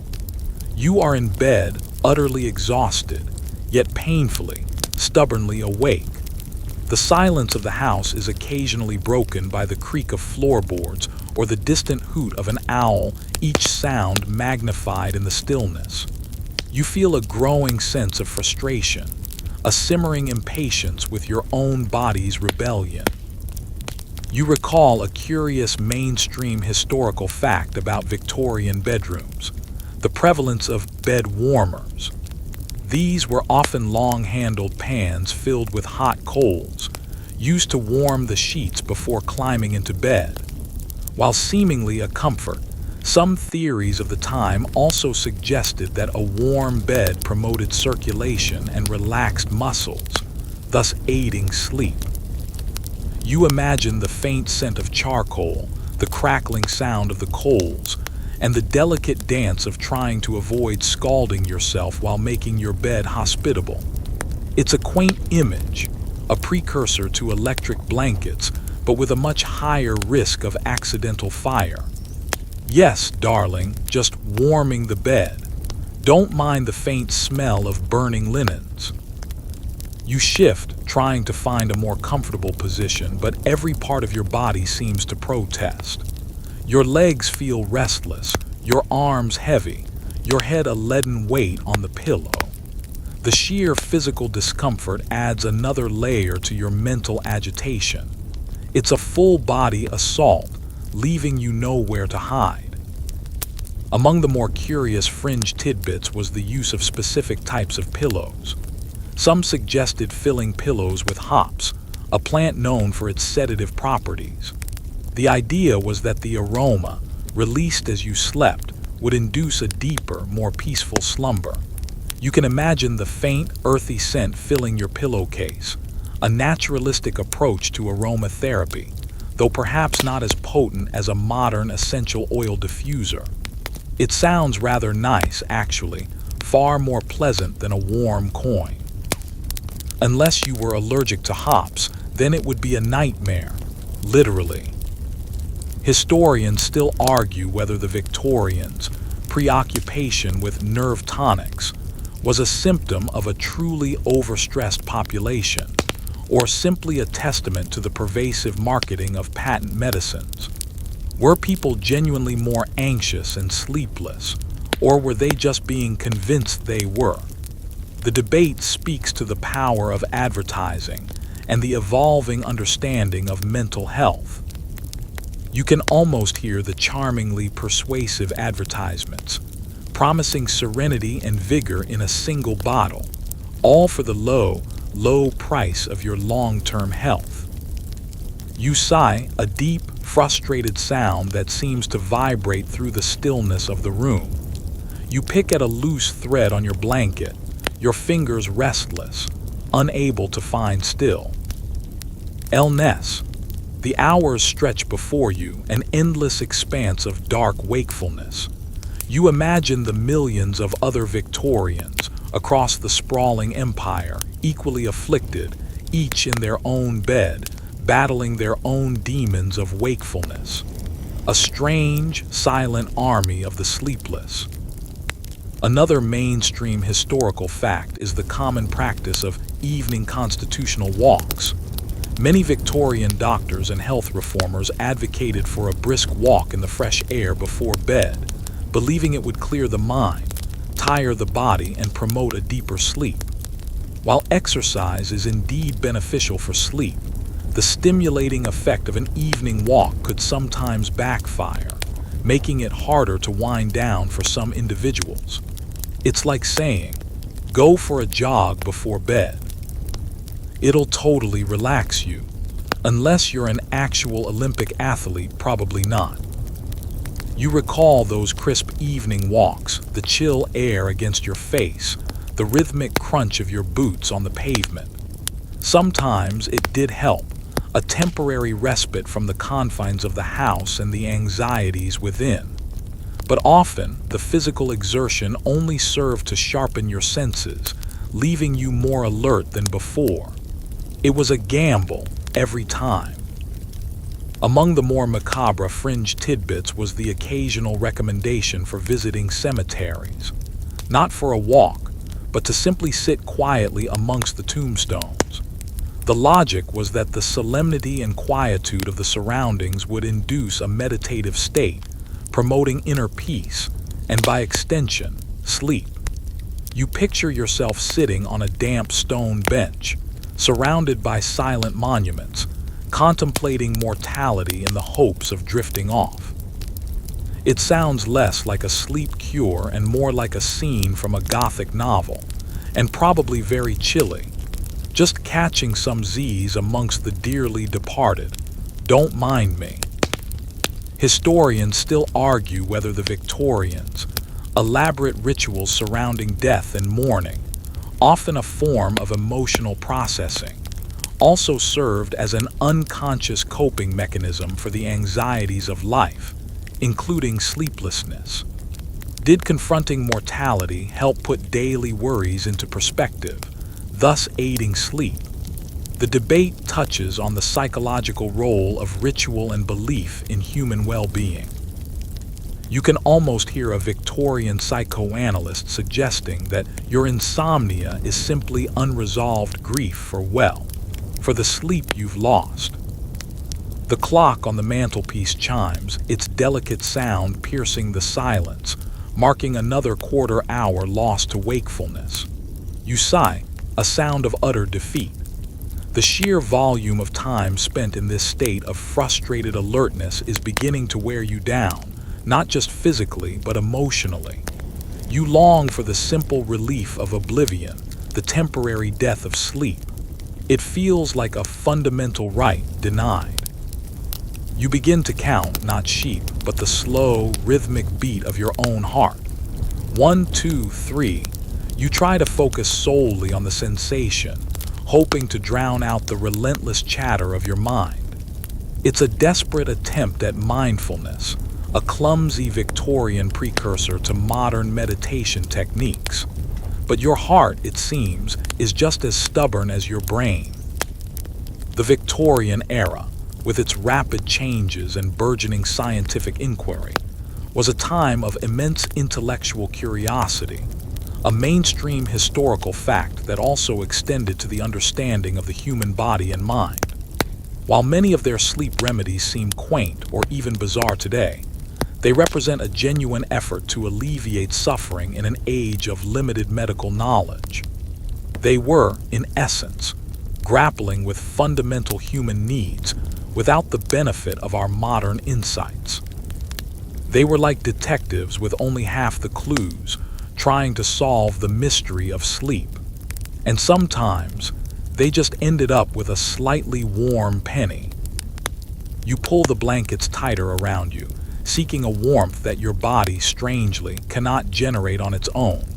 The room is cold despite your best efforts. You close your eyes tightly as if to squeeze out the wakefulness. The darkness behind your eyelids is a swirling kaleidoscope of colors and shapes, refusing to settle into the uniform blackness of sleep.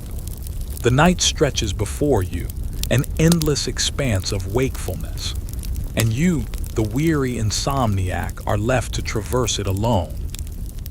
The moon now hangs high in the inky sky, a silent, unblinking eye peering through your window. You are still awake, a living testament to the stubborn refusal of your body to yield to the night.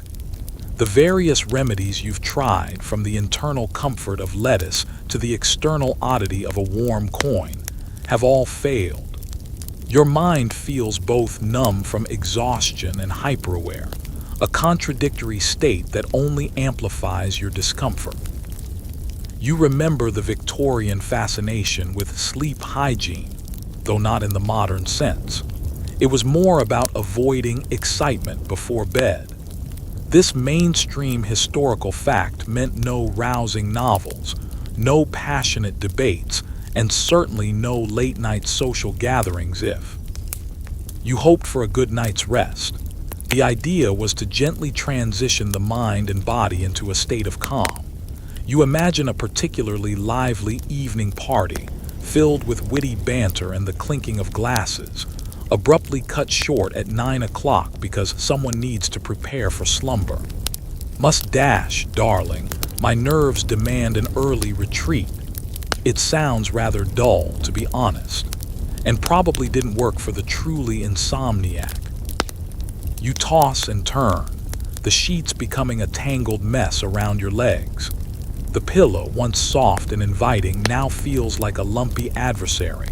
You punch it, trying to mold it into submission, but it springs back with infuriating resilience. The room, which seemed comforting moments ago, now feels vast and empty, amplifying every creak of the floorboards, every distant sound from the street. The silence, when it comes, is even worse, a heavy, oppressive blanket that smothers any hope of repose. Among the quirky or fringe tidbits of the era was the concept of sleepwalking cures. While not directly for insomnia, some believed that certain rituals, like drinking specific herbal concoctions or placing certain stones under the bed, could prevent restless sleep and sleepwalking. It highlights the general anxiety about disordered sleep, not just the inability to fall asleep. You can imagine a family member cautiously watching a sleepwalker, wondering if a magically placed amethyst might do the trick. It's the kind of thing that probably led to more questions than answers. Yes, he stopped walking, but now he only speaks in rhyming couplets. Is that normal? Historians still argue whether the Victorians' extensive use of diaries and personal letters, a mainstream historical fact, provided a release for their anxieties, including sleeplessness, or simply served to document and amplify their suffering.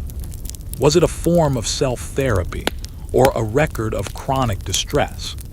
The debate speaks to the complex interplay between expression and experience.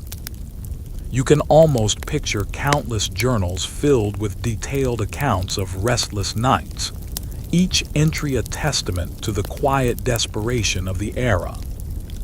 You get out of bed again, your bare feet cold on the wooden floor. You pad over to the window, pulling back the heavy curtain a fraction.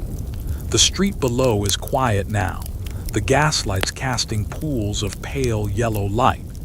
A faint mist, typical of a London night, hangs in the air, blurring the edges of the distant buildings. The city, even in its slumber, seems to exhale a low, continuous sigh. You consider the absurdity of your situation, the almost comical lengths to which Victorians went to achieve a good night's sleep. From the seemingly benign, like warm milk, to the truly bizarre, like heating coins, their ingenuity was boundless, even if their scientific understanding was limited. It was a constant experiment with their own bodies as the unwitting subjects, and the results, as you are currently experiencing, were often disappointing. It's like trying to bake a cake without an oven. You might end up with something, but it won't be quite right. Another mainstream historical fact is the widespread belief in the importance of ventilation for health, including sleep. Victorian bedrooms often had large windows that were kept open, even in cold weather, to ensure a constant flow of fresh air. The belief was that stale air was harmful and could contribute to various ailments, including sleeplessness. While fresh air is indeed beneficial, the often chilly temperatures of Victorian bedrooms likely contributed to disrupted sleep for many. It's a bit like being told to sleep with your windows open in the middle of winter. You might get fresh air, but you'll also get frostbite. You shiver slightly, pulling your dressing gown tighter around you. The cold air from the window is invigorating, but not in a way that promotes drowsiness. You long for the deep, uninterrupted sleep of childhood, when slumber came effortlessly and without question. That feels like a lifetime ago, a distant memory from a simpler time. Among the more unsettling fringe tidbits was the use of bloodletting for some cases of insomnia, though this was becoming less common by the later Victorian era. The idea was that an excess of blood, or plethora, could cause agitation and prevent sleep, and that removing some of it would restore balance. You imagine a grim-faced physician, brandishing a lancet, ready to drain away your wakefulness. It sounds like a cure that would probably put you into shock, which technically might induce unconsciousness. but perhaps not the restful kind. Having trouble sleeping, eh? Let's just remove a pint or two. You'll be right as rain, or at least too weak to stay awake. Historians still argue whether the decline in the use of more aggressive medical treatments like bloodletting in the later Victorian era was due to genuine scientific progress and a better understanding of physiology, or simply a shift in medical fashion and public opinion. Was it a rational evolution or a cyclical trend? The debate highlights the slow, often winding path of medical advancement. You can almost hear the old-school doctors complaining about the softness of modern medicine, lamenting the loss of a good bleed. The night wears on, punctuated only by the relentless ticking of the clock on your mantelpiece. Each tick is a small hammer blow against your skull, a reminder of time passing, of sleep not coming. Your eyes burn and your head feels heavy, yet your mind continues its relentless chatter. You are a prisoner of your own wakefulness, confined within the luxurious yet suffocating walls of your own home. You try to conjure peaceful images, a calm lake, a field of flowers, a fluffy cloud.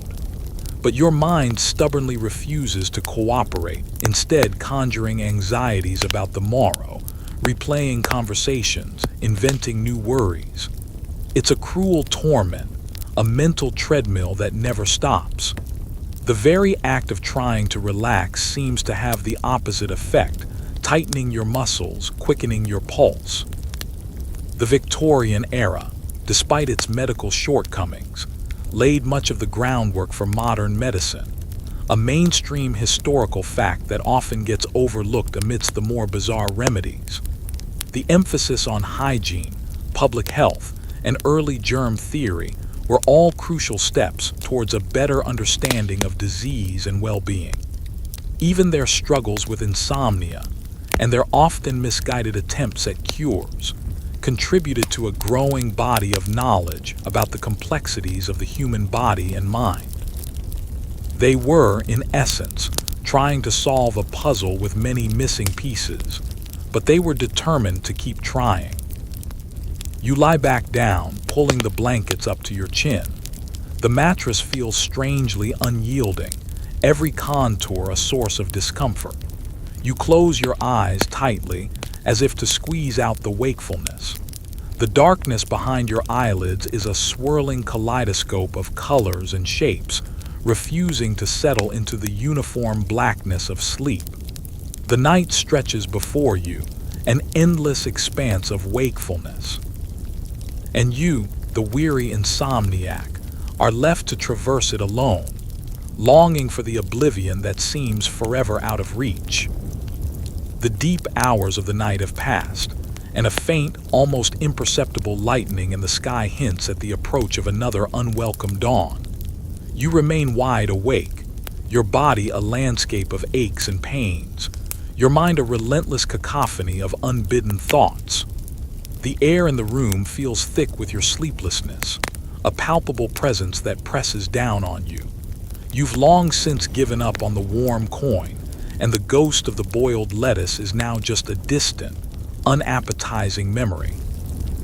You recall a widespread mainstream historical fact of Victorian life, the strict division between public and private spheres. Your home, and particularly your bedroom, was meant to be a sanctuary, a place of refuge from the demands of the world. Yet, for the insomniac, this sanctuary often became a torment, a silent battleground where the mind refused to surrender. The very privacy that was supposed to offer comfort now amplified the feeling of isolation and frustration. It's like being locked in a beautiful cage, with the key held by your own rebellious brain. You close your eyes tightly, but the darkness behind your eyelids offers no respite. Instead, a kaleidoscope of fragmented images flashes across your inner vision. Faces from the day, snippets of conversation, worries about the morrow. Your mind is a relentless projector, constantly displaying scenes you'd rather not see. The sheer effort of trying to empty your mind feels more exhausting than being awake. Among the more curious fringe tidbits was the belief in electrical brushes for stimulating hair growth, but also, in some cases, for calming the nerves. These brushes, often made with metal bristles, would be advertised as providing a mild electrical current that could invigorate the scalp, and by extension, the nervous system. You can imagine someone diligently brushing their hair, hoping the subtle hum and faint tingling sensation would somehow lull them into slumber. It sounds rather like a dubious gadget from a forgotten infomercial. Tired of sleepless nights? Try the new ElectroRest brush, guaranteed to give you shocking results. Historians still argue whether the Victorian preoccupation with nervous energy and its depletion was a genuine reflection of the era's stresses, or a culturally constructed phenomenon that provided a convenient explanation for a range of ailments. Was it a real medical condition, or a product of societal anxieties? The debate highlights how deeply medical diagnoses can be shaped by cultural narratives. You can almost hear the earnest lectures on the proper conservation of one's nervous vitality, as if it were a finite resource, like coal or tea leaves. You sigh, a long drawn-out sound that seems to carry all the weight of your unslept hours. Your muscles ache with a profound weariness, yet they twitch with an unwelcome restlessness. You shift again, trying to find a comfortable position on the mattress that feels increasingly unyielding. The rustle of the sheets is a loud declaration of your discomfort, a harsh counterpoint to the quiet of the room. Another mainstream historical fact about Victorian sleep was the prevalence of night terrors and vivid dreams, often attributed to indigestion or heavy suppers. Doctors would often advise light meals in the evening, sometimes recommending only toast and weak tea. The idea was to prevent the stomach from working too hard, thereby allowing the body to settle into a peaceful slumber. While there's some truth to not eating heavy meals before bed, the Victorian interpretations were often overly simplistic. It's like blaming a full moon for your bad dreams. Makes sense if you're a werewolf, less so if you're just a human with indigestion. You recall the often bland evening meals prescribed for sleep, a stark contrast to the rich, multi-course dinners that were typical of Victorian society. It was a trade-off, gastronomic pleasure for the promise of sleep, and often the trade wasn't worth it. You imagine a particularly unappetizing supper of gruel, hoping against hope that it will somehow transport you to the land of dreams. Among the more unusual fringe tidbits was the use of sleep lozenges, or sleep pastilles, often advertised as mild sedatives. These were typically small, sugary candies infused with various herbs like valerian, chamomile, or sometimes even a tiny amount of opium. They were marketed as a gentle, pleasant way to encourage sleep, and were particularly popular for children. You imagine the sweet taste, followed by a vague sense of drowsiness, a child being given a treat that was actually a mild narcotic. It highlights a very different understanding of childhood and medicine. Here, sweetie, have a special candy. It will make you forget all your worries, and your name, possibly. Historians still argue whether the widespread use of child sedatives in the Victorian era was a form of neglect or a desperate attempt by parents to manage difficult situations in an age without modern pediatric care. Was it a compassionate response to colicky babies, or a convenient way to quiet unruly children? The debate forces us to confront uncomfortable aspects of historical parenting practices. You can almost hear the concerned mothers exchanging recipes for homemade soothing syrups, unaware of the potent ingredients they contain. The clock on the mantelpiece ticks relentlessly, each second a small hammer blow against your skull. The night feels endless, a vast, dark expanse of wakefulness. Your eyes burn and your head feels heavy, yet your mind continues its relentless chatter. You are a prisoner of your own wakefulness, confined within the luxurious, yet suffocating, walls of your own home. You try to remember something comforting, a pleasant memory, a soothing image. But your mind stubbornly refuses to cooperate, instead conjuring anxieties about the morrow, replaying conversations, inventing new worries. It's a cruel torment, a mental treadmill that never stops. The very act of trying to relax seems to have the opposite effect, tightening your muscles, quickening your pulse. The Victorian era also saw the rise of detailed medical case studies, a mainstream historical fact that provided valuable insights into various ailments, including insomnia. Doctors began to meticulously record symptoms, treatments, and outcomes, slowly building a body of knowledge that would eventually lead to more scientific approaches.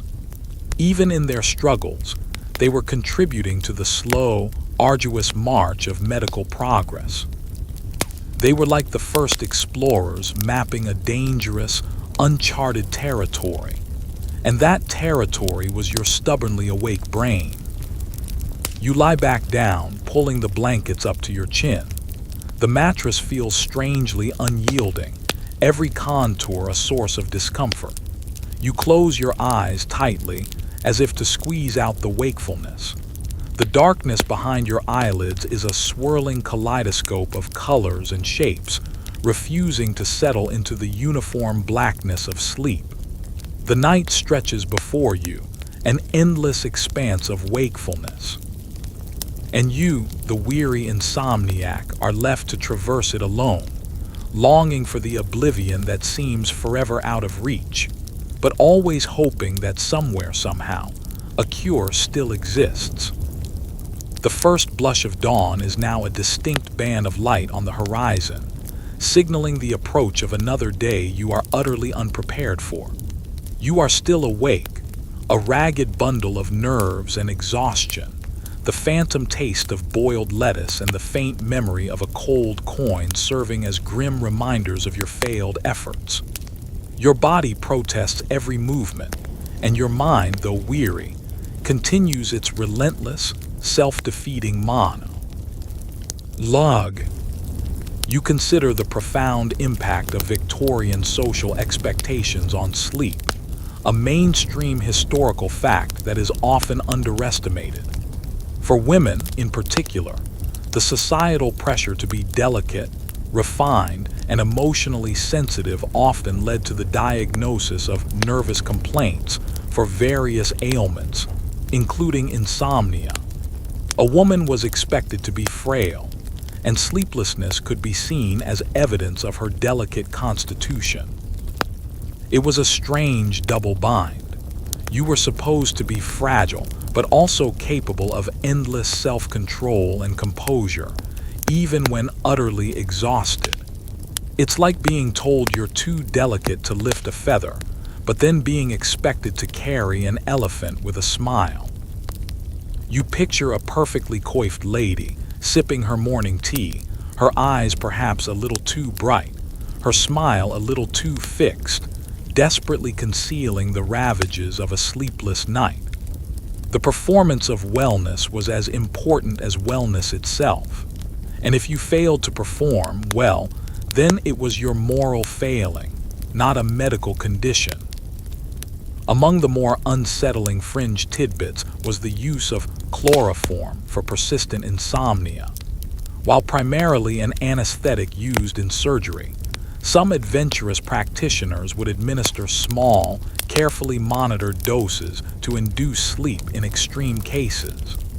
The highly addictive nature and potential for overdose made this a truly dangerous last resort. You can imagine the heavy, sweetish scent of the chemical, the rapid descent into unconsciousness, a terrifying, yet perhaps tempting, escape from the agony of wakefulness. It sounds like a cure that could easily become a much bigger problem. Just a little sniff, my dear. You'll be right as rain, or perhaps just dead. Either way, you'll be sleeping. Historians still argue whether the medical community's focus on female hysteria as a cause of insomnia and many other female complaints was a genuine attempt to understand women's health, or a convenient way to dismiss their legitimate physical and emotional distress. Was it a patriarchal medical system projecting its own biases onto women, or a reflection of real, though misunderstood, physiological differences? The debate highlights the deeply gendered nature of Victorian medicine. You can almost hear the male doctors explaining away a woman's perfectly valid concerns as simply her nerves acting up again. You sigh, a deep, shuddering breath that offers little relief. The room is cold, despite the heavy curtains. You feel a profound sense of isolation, a common companion to chronic insomnia. The world outside moves on, oblivious to your silent struggle, and the people within your home are either asleep or too busy to notice your quiet desperation. Another mainstream historical fact is the significant role of the sanatorium movement. These specialized institutions, often located in rural or coastal areas, offered structured routines, fresh air, and various therapies, including hydrotherapy and enforced rest. Patients, often those suffering from nervous complaints and insomnia, would stay for weeks or months, away from the stresses of urban life.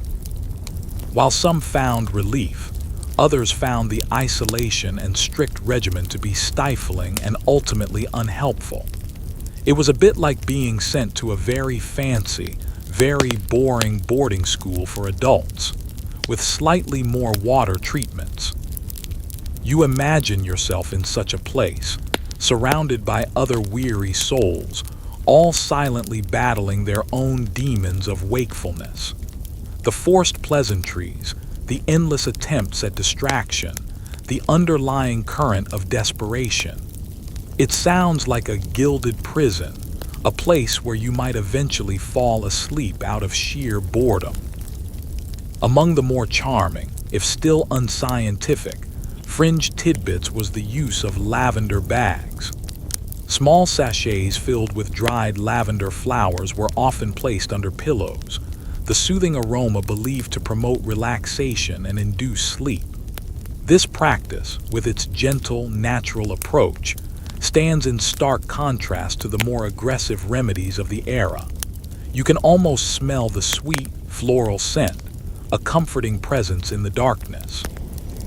It's the kind of remedy you'd still try today, largely because it's harmless and smells lovely. And sometimes, just sometimes, a nice smell is all you need to relax. Historians still argue whether the growing popularity of alternative or unconventional therapies in the Victorian era reflected a distrust of mainstream medicine, or simply a desire for gentler, more natural approaches. Was it a rebellion against scientific authority, or a search for different kinds of healing? The debate highlights the enduring human need for a holistic approach to health. You can almost hear the advocates of herbal remedies squaring off against the proponents of surgical intervention, each convinced of their own righteousness. The morning light begins to assert itself more strongly, painting the room in pale hues. You close your eyes again, not in an attempt to sleep, but simply to shield them from the encroaching brightness. Your head throbs and your eyes burn, a constant reminder of the night's relentless battle. The exhaustion is now a dull ache, permeating every part of your being.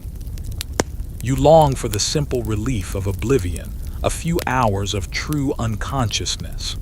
The very thought of facing another day, another performance of wellness, another series of social obligations, fills you with profound dread. You are a prisoner of your own wakefulness, confined within the luxurious yet suffocating walls of your own home. The prospect of breaking free seems more distant than ever.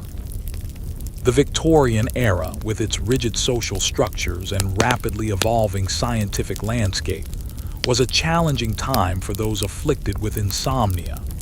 Their search for relief, often a desperate and sometimes dangerous quest, reflects a universal human struggle, the fundamental need for restful sleep. And in their attempts, however misguided, they left us a fascinating, sometimes bewildering, legacy of remedies. They were, in a sense, groping in the dark, trying to find a light switch they couldn't quite grasp. And sometimes, they just ended up with a slightly damp pillow. You finally push yourself out of bed, each movement an effort. The chill in the room makes you shiver. You walk to the window again, pulling back the heavy curtains to fully greet the dawn. The city is waking, its distant rumble a familiar counterpoint to your inner turmoil. Another day begins, and the battle against Victorian insomnia continues, silent and relentless. You sigh, a long, weary exhalation, and face the new day. The morning has arrived in full force, a crisp, somewhat damp London day, and you are, to your utter dismay, still acutely awake. The phantom presence of last night's remedies, the lettuce, the warm coin, the lingering sense of desperation, hangs in the air like a faint, unhelpful cloud. Your body aches with a deep, pervasive fatigue, and your mind feels like a jumble of unaddressed thoughts, a frantic switchboard with all the lights blinking. You contemplate the societal expectations of productivity in the Victorian era, a mainstream historical fact that put immense pressure on individuals, even those suffering from severe sleep deprivation. The burgeoning industrial economy demanded constant effort, and idleness was often seen as a moral failing. There was little room for admitting weakness or requiring extended rest. You were expected to perform, regardless of how many hours you had tossed and turned. It's like telling a marathon runner who hasn't slept in 3 days to just pick up the pace and stop complaining. You imagine yourself at your daily tasks, feigning enthusiasm, forcing a smile, while inside, your entire being screams for a simple moment of peace, of oblivion.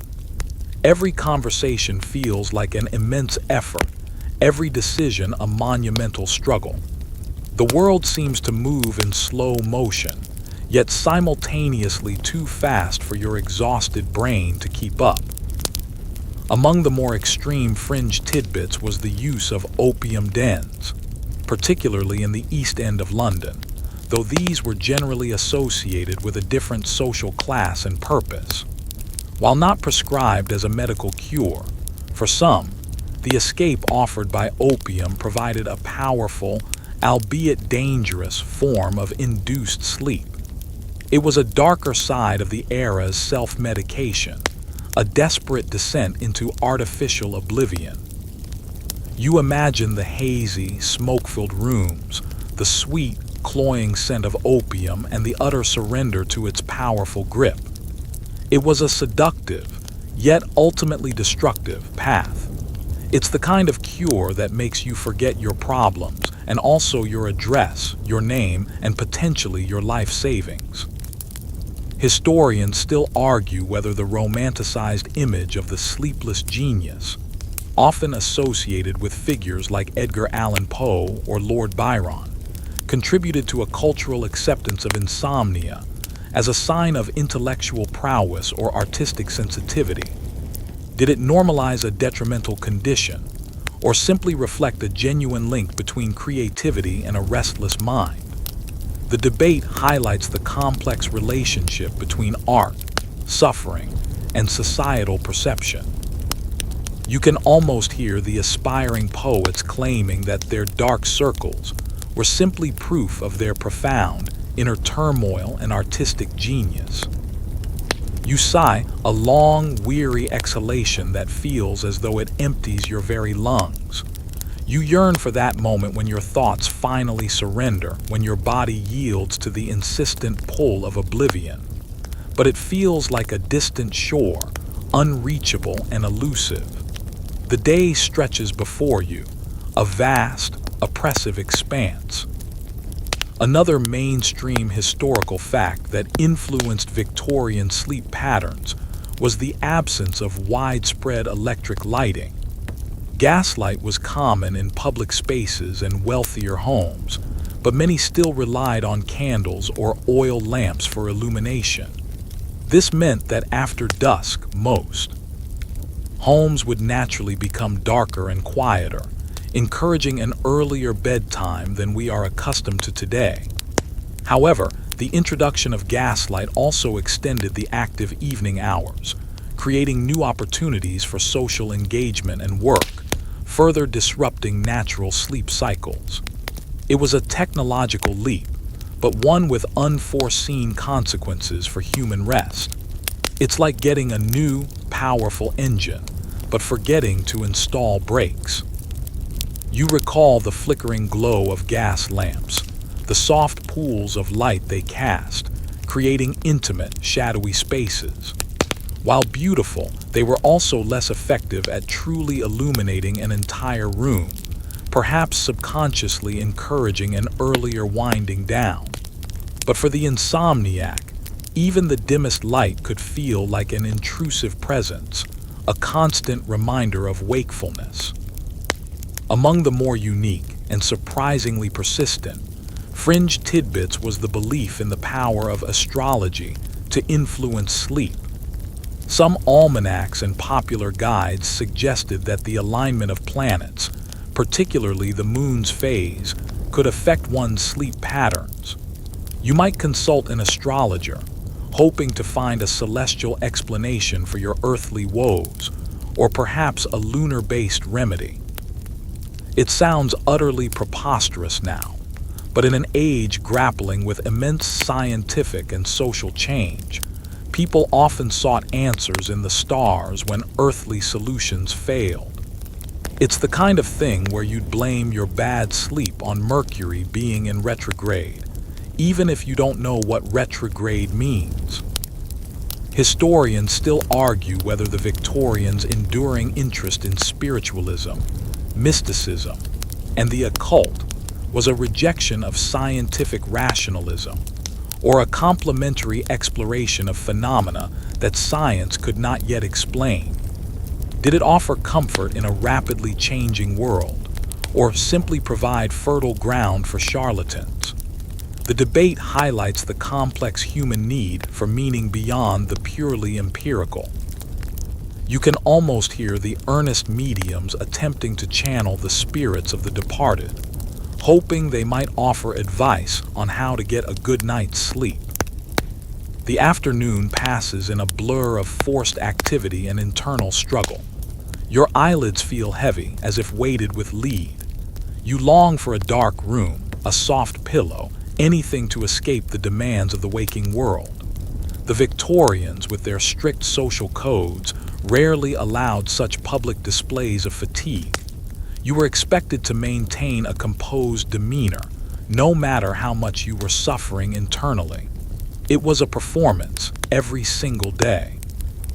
You find yourself becoming increasingly irritable, a common side effect of profound sleep deprivation.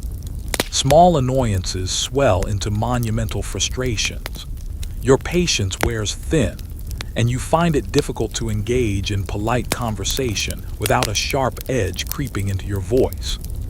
This interpersonal strain was another silent burden of the Victorian insomniac, forcing them to not only endure their own suffering, but to actively conceal it from others. The Victorian era also saw the rise of the novel, a mainstream historical fact that offered a new form of entertainment and escapism. For many, Reading by gaslight late into the night could be a tempting, yet ultimately sleep-disrupting activity.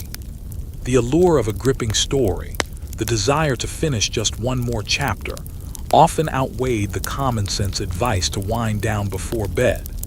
It was a new kind of stimulant, a mental one that kept minds buzzing long after the body yearned for rest. It's like finding a really good show on streaming and promising yourself just one more episode, only to realize the sun is rising. You glance at the clock again. The hours have crept by, marked by the slow, deliberate tick. The prospect of facing another night fills you with a profound sense of weariness that transcends the physical. You want to scream into your pillow, but Victorian decorum prevents even that small release.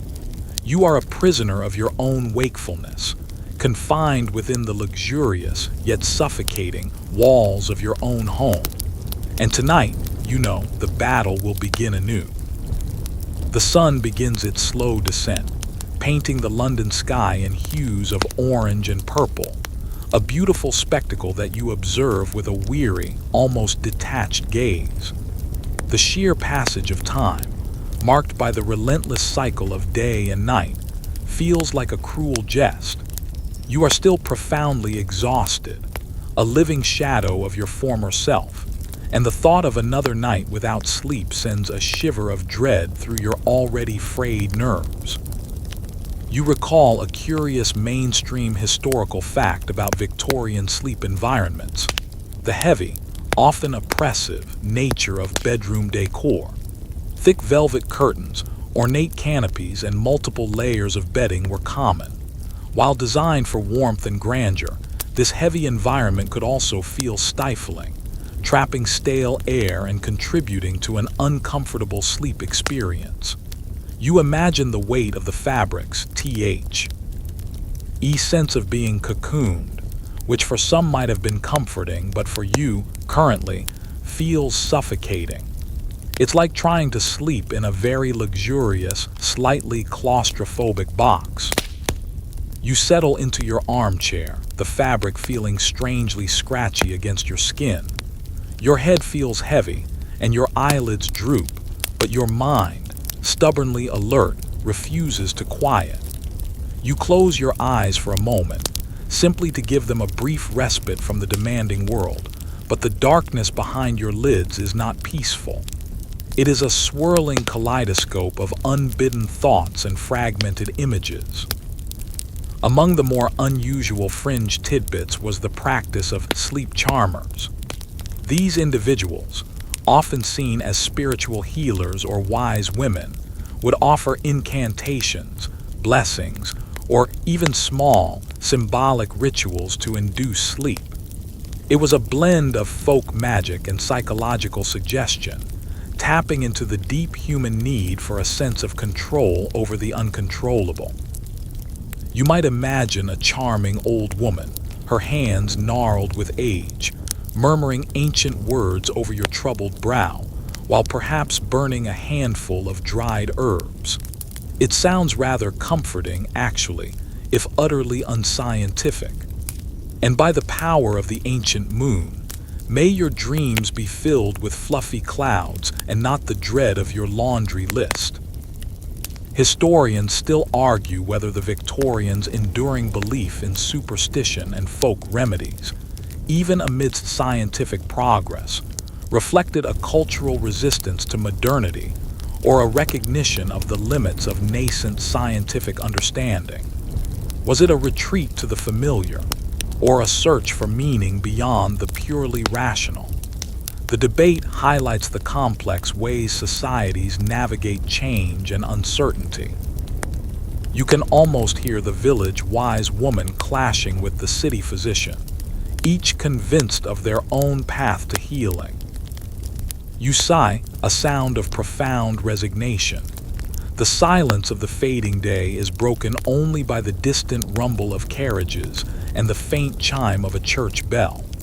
You long for the quiet, the darkness, the blissful oblivion of true sleep, but it feels further away than ever, an elusive prize that mocks your every effort. Another mainstream historical fact that influenced Victorian sleep was the concern over brain fever, a catch-all term for various mental and nervous disorders, often including severe insomnia. It was believed that excessive intellectual activity or emotional distress could literally overheat or exhaust the brain, leading to feverish symptoms and sleeplessness. The prescribed remedies often involved rest, quiet, and cooling applications to the head, sometimes even ice packs.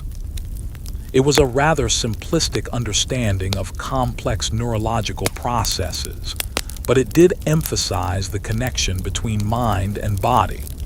It's like blaming your computer for overheating because you're playing too many video games. Probably true, but it doesn't really explain how the computer works. You imagine a cool, damp cloth pressed against your forehead, a brief moment of relief from the heat that seems to build behind your eyes. The idea of your brain literally being too hot to sleep feels strangely apt, a physical manifestation of your current mental state. Among the more unsettling, yet intriguing, fringe tidbits was the use of hypnosis as a therapeutic tool for insomnia. While still on the fringes of mainstream medicine, some practitioners experimented with inducing a trance-like state to calm agitated patients and promote rest. It was a forerunner to modern hypnotherapy, though often practiced with a theatrical flourish that might seem more like a parlor trick today. You imagine the swinging pocket watch, the soothing voice, the gradual descent into a state of deep relaxation. For those who were susceptible, it might have offered a genuine, if temporary, respite from their torment. It's the kind of thing you'd probably try if you were truly desperate, even if you were secretly skeptical. Historians still argue whether the Victorian era's fascination with altered states of consciousness, from mesmerism to spiritualism, was a legitimate exploration of the human mind, or simply a reflection of widespread anxieties and a desire for escape. Did it open doors to new psychological insights, or lead people down blind alleys of delusion? The debate highlights the complex boundary between science, belief, and performance. You can almost hear the earnest lectures on the power of the subconscious, mingled with the skeptical snorts of the more traditional physicians. The evening draws in, and with it, the familiar dread of the approaching night. You feel a growing weariness that permeates every cell of your body, yet your mind remains stubbornly alert, a cruel paradox. The prospect of another night of tossing and turning, of watching the hours tick by in the agonizing silence, fills you with profound despair. You make your way to the bedroom, each step feeling heavy, deliberate. You prepare for bed. With a ritualistic slowness, as if performing a sacred ceremony, you smooth the sheets, fluff the pillows, dim the gas lights to a mere flicker. These small acts are your desperate attempt to create an environment conducive to sleep, to trick your body into yielding. The Victorian era, with its burgeoning scientific curiosity and its enduring folk traditions, offers a fascinating glimpse into humanity's long-standing struggle with insomnia. Their remedies, often a blend of the logical and the ludicrous, speak to a universal human need, the profound desire for the restorative power of sleep. They were pioneers in their own way, navigating a world without modern pharmacology or neuroscience, relying on ingenuity, observation, and sometimes simply blind faith. You climb into bed, pulling the blankets up to your chin. The mattress, though familiar, feels strangely uninviting. You close your eyes tightly, as if to squeeze out the wakefulness. The darkness behind your eyelids is a swirling kaleidoscope of colors and shapes, refusing to settle into the uniform blackness of sleep. The night stretches before you, an endless expanse of wakefulness. And you, the weary insomniac, are left to traverse it alone, dreaming of oblivion that feels forever out of reach. The deep, oppressive darkness of midnight has truly settled, and you are still tragically, undeniably awake. The air in the room is still, heavy with your unspoken exhaustion. The lettuce is a forgotten memory, the warm coin a cold, inert object on your bedside table. Your body throbs with a dull ache, and your mind races, caught in a relentless loop of worries and unbidden thoughts. This is the very heart of Victorian insomnia, a relentless, solitary battle fought in the quiet confines of your own bedroom. You consider the architectural features of Victorian homes, a mainstream historical fact that sometimes inadvertently contributed to sleep problems. High ceilings and large, often drafty, windows were common, making it difficult to maintain a consistent, comfortable temperature. Rooms could be stiflingly hot or bitterly cold, disrupting delicate sleep patterns. Imagine trying to drift off while constantly adjusting your blankets, battling drafts, or sweating under a heavy duvet. It's like trying to sleep in a wind tunnel, but with more ornate wallpaper. You shift, pulling the heavy blankets higher, then kicking them off, a perpetual struggle against an invisible thermal enemy.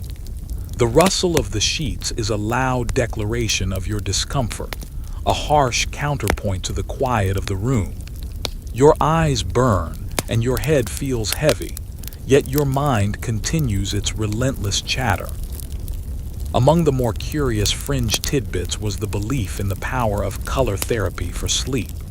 While not a widespread medical practice, some suggested that specific colors in the bedroom, or even colored glass placed near a lamp, could influence mood and promote relaxation.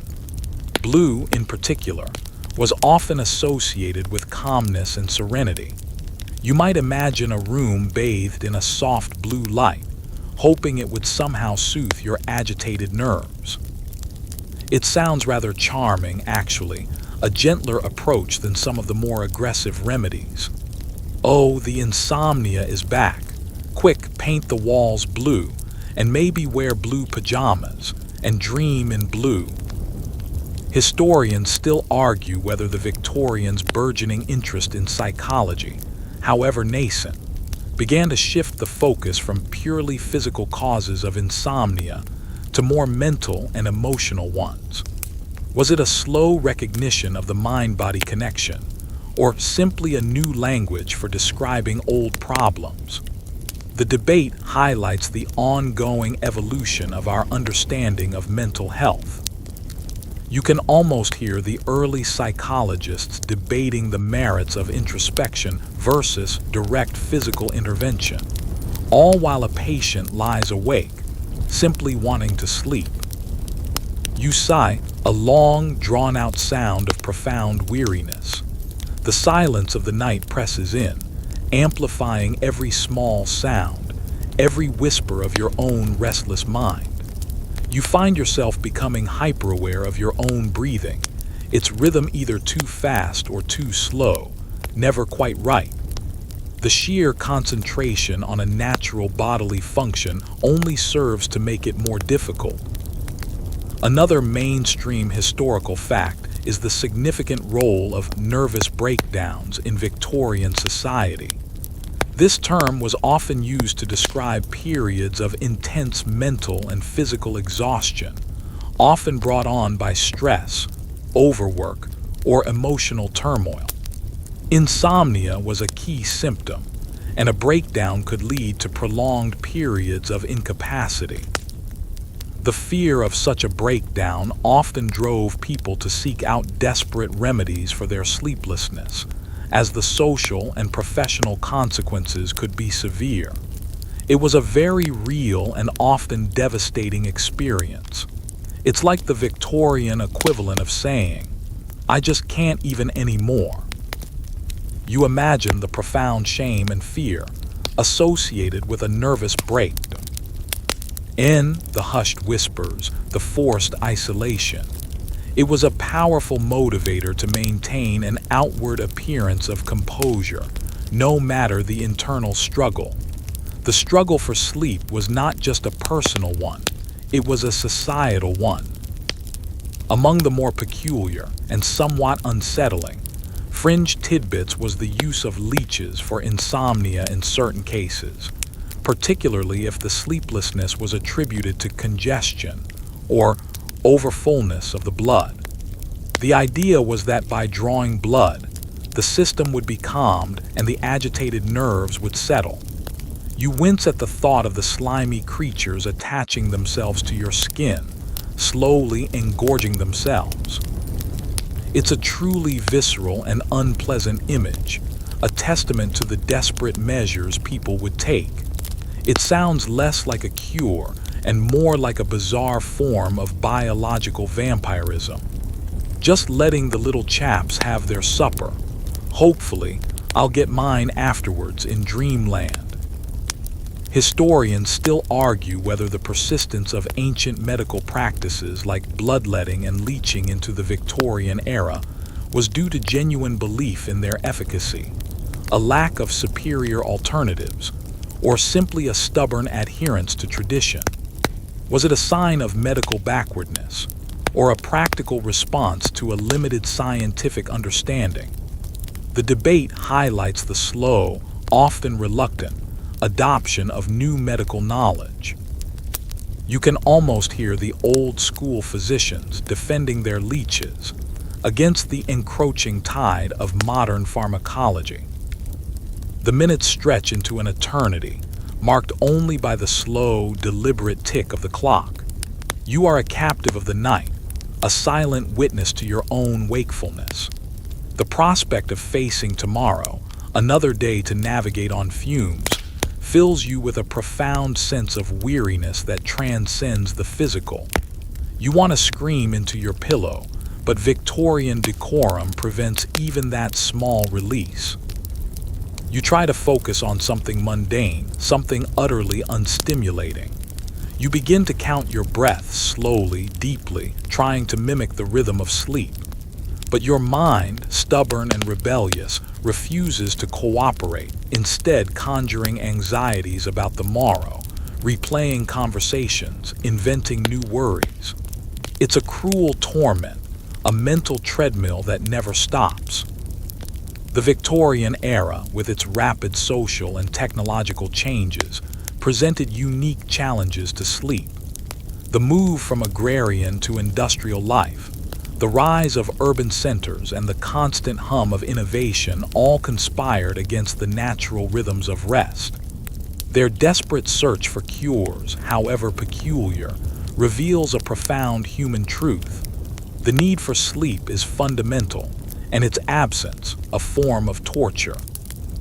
They were like intrepid explorers charting unknown territory, stumbling upon strange flora and fauna, all in the elusive pursuit of oblivion. You pull the blankets tighter around you, seeking a warmth that your body, strangely, cannot generate on its own. The room is cold, despite your best efforts. You close your eyes tightly, as if to squeeze out the wakefulness. The darkness behind your eyelids is a swirling kaleidoscope of colors and shapes, refusing to settle into the uniform blackness of sleep. The night stretches before you, an endless expanse of wakefulness. And you, the weary insomniac, are left to traverse it alone, longing for the oblivion that seems forever out of reach. The moon has begun its slow descent, a pale, indifferent orb now hanging lower in the sky, hinting at the approaching dawn. You are still profoundly awake, every fiber of your being screaming for rest, yet your mind remains defiantly alert. The room feels stagnant, the air thick with your sleeplessness, a silent witness to your continued struggle. The lettuce is a distant, almost comical memory, and the warm coin a cold, useless weight on your bedside table. You reflect on the Victorian medical practice of rest cures, a mainstream historical fact often prescribed for various nervous conditions, including severe insomnia. Patients, particularly women, might be confined to bed for weeks or even months, forbidden from reading, writing, or engaging in any stimulating activity. The idea was to completely destimulate the nervous system, allowing it to recover. For many, however, this extreme isolation and enforced idleness only exacerbated their distress, leading to deeper psychological problems. It was a bit like trying to fix a broken engine by simply turning it off for a very long time, hoping it would magically heal itself. You imagine the profound boredom, the endless hours stretching before you, confined to a single room, with nothing but your own thoughts for company. For a restless mind, this cure must have been a form of torture, turning the sanctuary of the bedroom into a prison of wakefulness. Among the more charming, if still unscientific, fringe tidbits was the use of warm foot baths with Epsom salts. The idea was that soaking your feet in warm minerales water would draw blood away from the head, reducing cerebral activity and promoting relaxation. It was a simple, accessible remedy, often recommended by grandmothers and popular almanacs.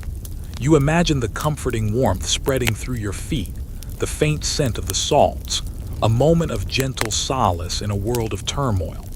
It sounds rather lovely, actually, a small indulgence in the face of profound discomfort, and probably smelled a bit better than the onion.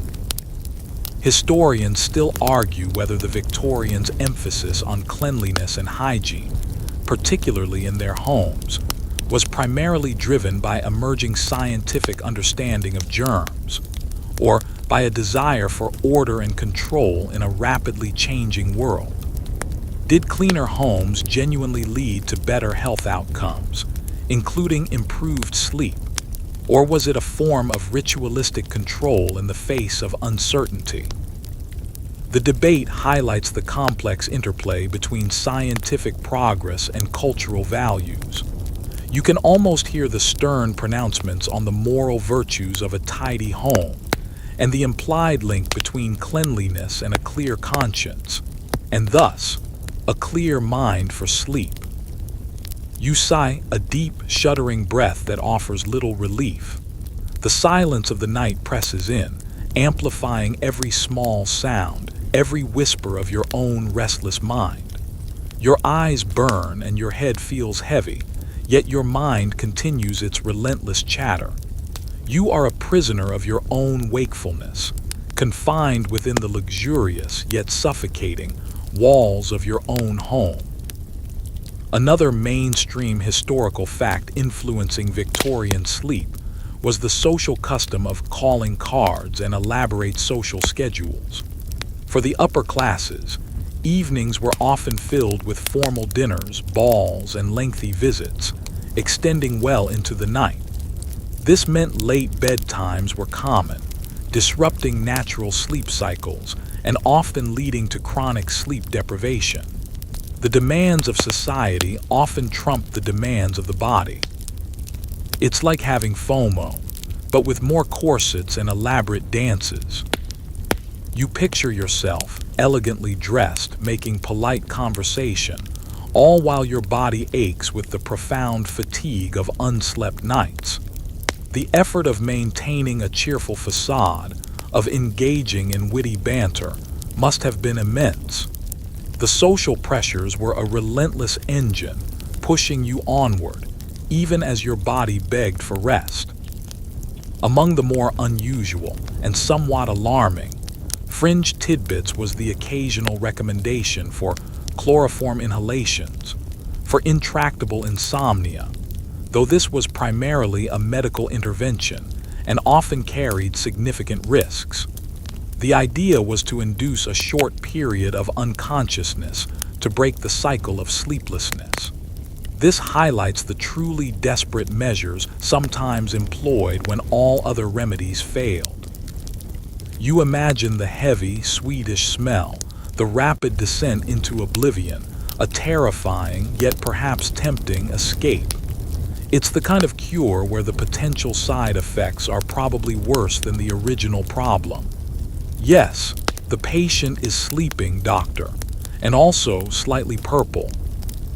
Historians still argue whether the widespread use of potent sedatives and anesthetics in the Victorian era reflected a genuine medical need, a lack of safer alternatives, or simply a bolder, less cautious approach to pharmacology.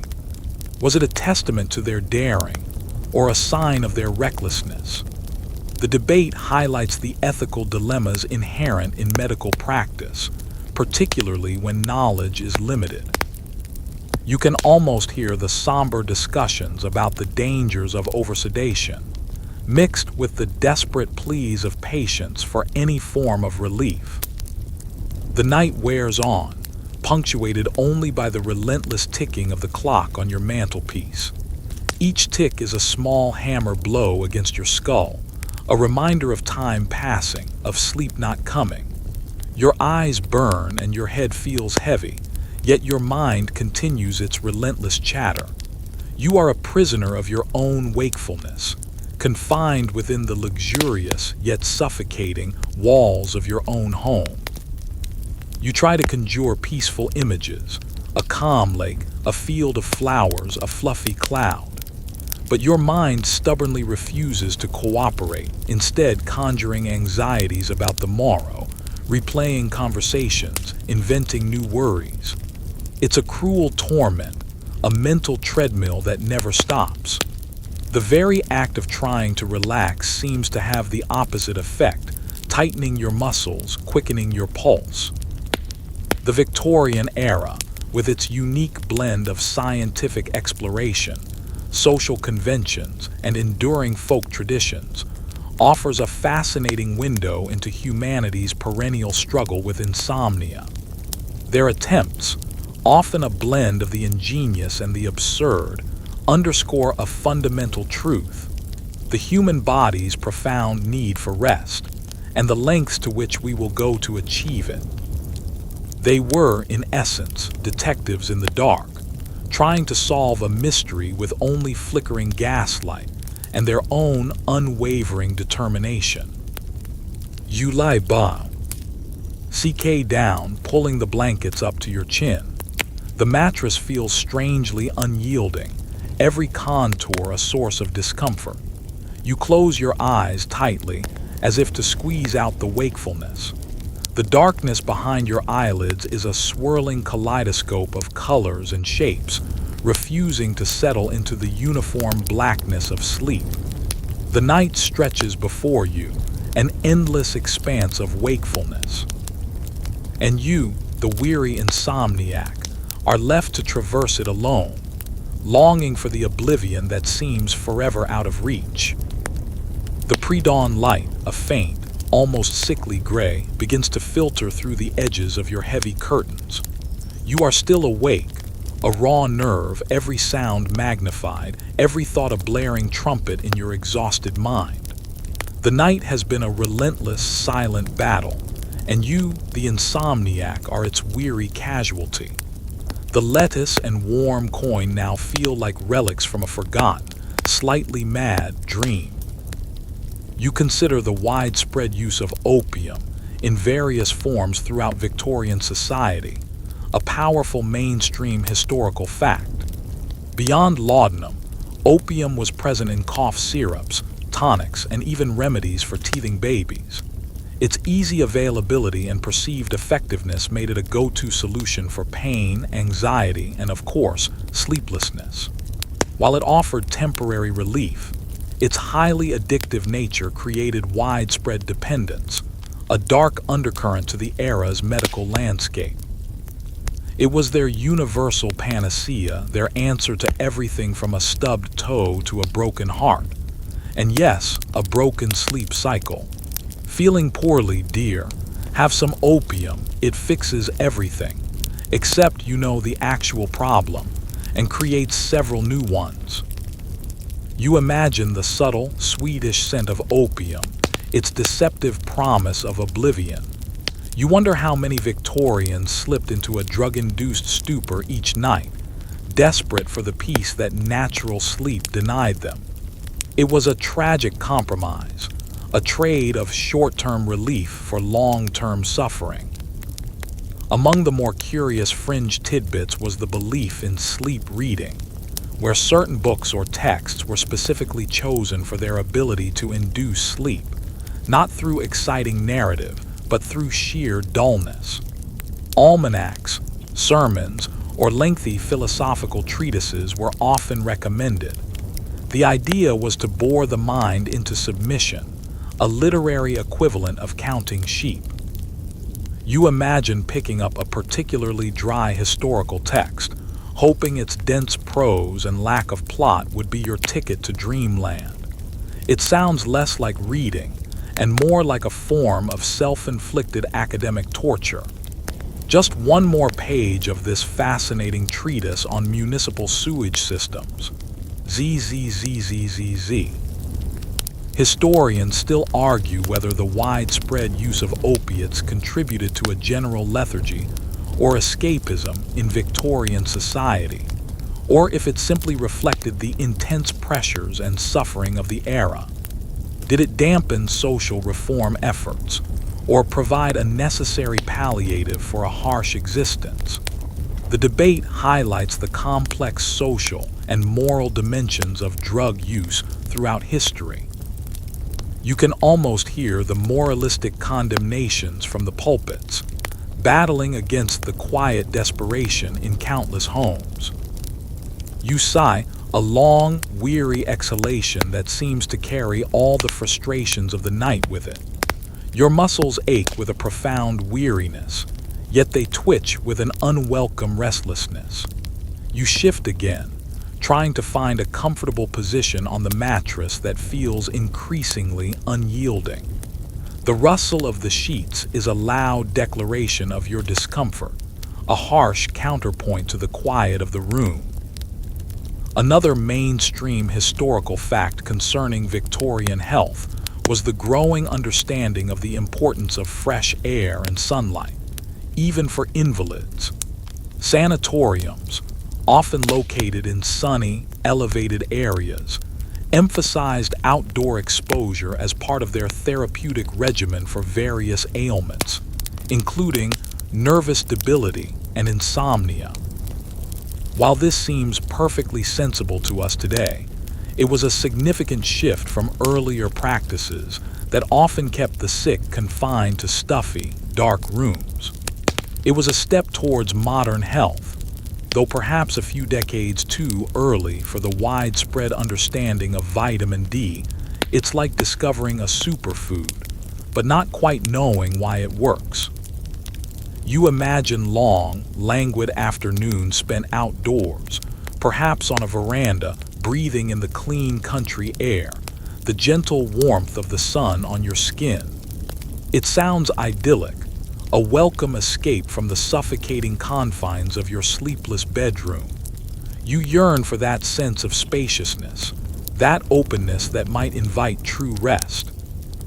Among the more eccentric and somewhat unappetizing, fringe tidbits was the belief in herbal poultices applied to the head or feet. These would involve mashing various herbs, such as valerian or poppy, into a paste and applying them directly to the skin, sometimes wrapped in a cloth. The idea was that the active compounds would be absorbed through the skin, exerting their sedative effects. You wince at the thought of the sticky, often pungent, mess and wonder about the effectiveness of such topical applications. It sounds less like a cure and more like a particularly aggressive facial mask. Yes, darling, just wearing my sleep salad on my forehead. Don't worry, it's organic. Historians still argue whether the Victorians' extensive reliance on home remedies and self-medication was a testament to their self-reliance or a consequence of limited access to professional medical care, particularly for the poor. Was it a sign of resourcefulness or a symptom of a deeply unequal healthcare system? The debate highlights the social stratification of health and illness. You can almost hear the whispered remedies exchanged between neighbors, a tapestry of folk wisdom passed down through generations. The morning light strengthens, painting the room in pale, unwelcome hues. You close your eyes again, not in an attempt to sleep, but simply to shield them from the encroaching brightness. Your head throbs and your eyes burn, a constant reminder of the night's relentless battle. The exhaustion is now a dull ache, permeating every part of your being. You long for the simple relief of oblivion, a few hours of true unconsciousness. The very thought of facing another day, another performance of wellness, another series of social obligations, fills you with profound dread. You are a prisoner of your own wakefulness, confined within the luxurious yet suffocating walls of your own home. The prospect of breaking free seems more distant than ever. The Victorian era, with its complex tapestry of social change, scientific discovery, and enduring traditions, offers a profound glimpse into humanity's long-standing struggle with insomnia. Their varied and often bizarre attempts to find a cure underscore a universal truth: the human body's fundamental need for rest, and the desperate lengths to which we will go to achieve it. They were, in essence, pioneers in the dark, trying every possible path in the hopes of stumbling upon the elusive key to slumber. You finally push yourself out of bed, each movement an effort. The chill in the room makes you shiver. You walk to the window again, pulling back the heavy curtains to fully greet the dawn. The city is waking, its distant rumble a familiar counterpoint to your inner turmoil. Another day begins, and the battle against Victorian insomnia continues, silent and relentless. You sigh, a long, weary exhalation, and face the new day, wondering what strange remedy tomorrow might bring.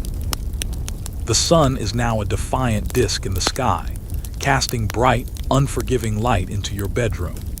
You are still awake, not merely tired, but utterly bone-deep exhausted, existing in a state of suspended animation between the demands of the day and the elusive promise of the night.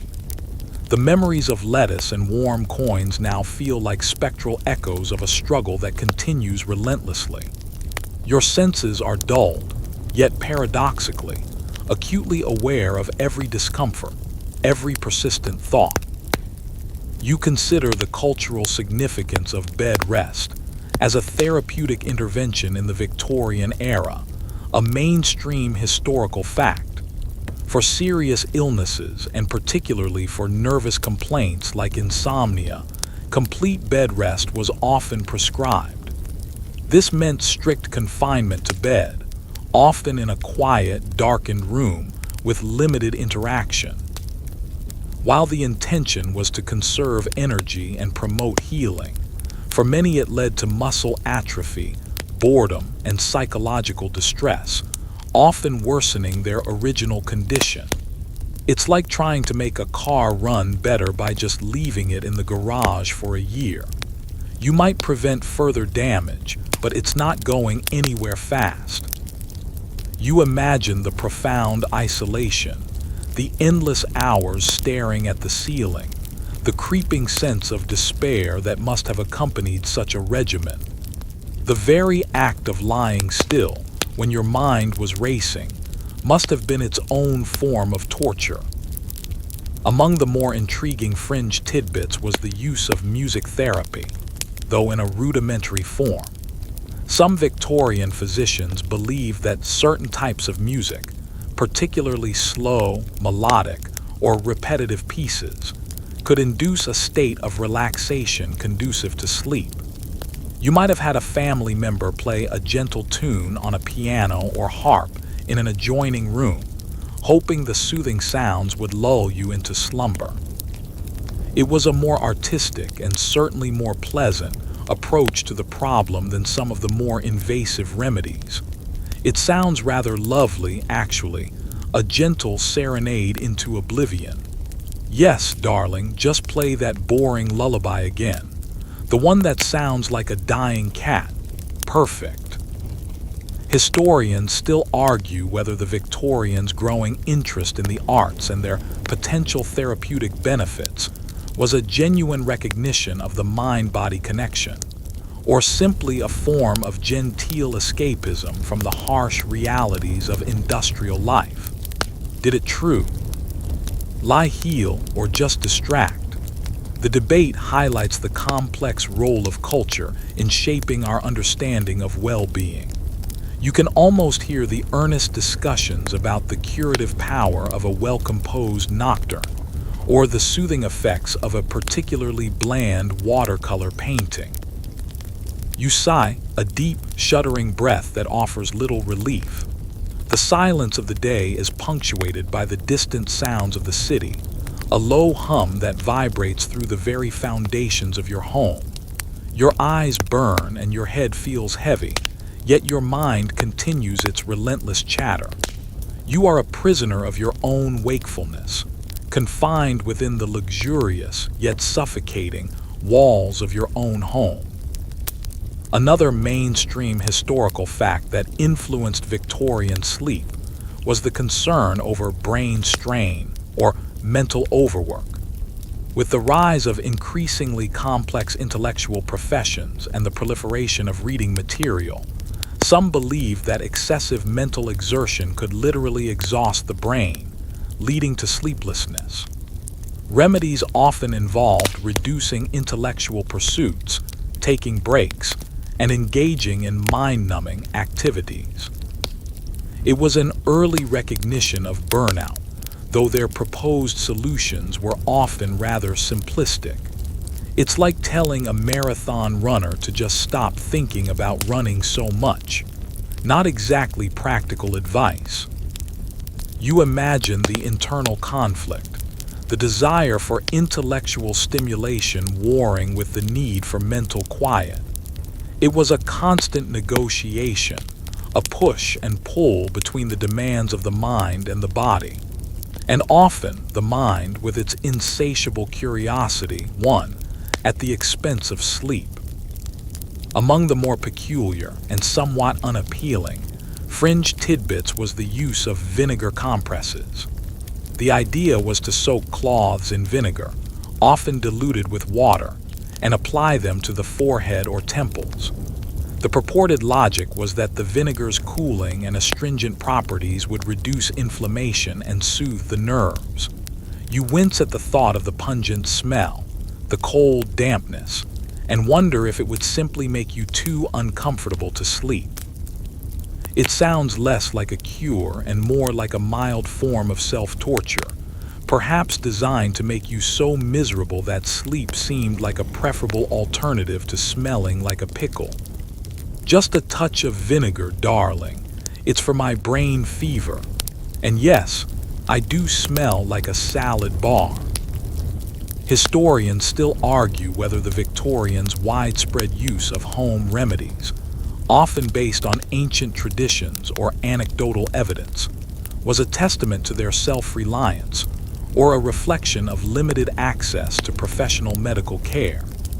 Did it empower individuals to take control of their own health, or leave them vulnerable to ineffective or even harmful practices? The debate highlights the enduring tension between self-care and professional medical intervention. You can almost hear the grandmothers of the era offering their well-intentioned, but sometimes questionable, advice. The day progresses, each hour a slow, agonizing crawl towards the inevitable night.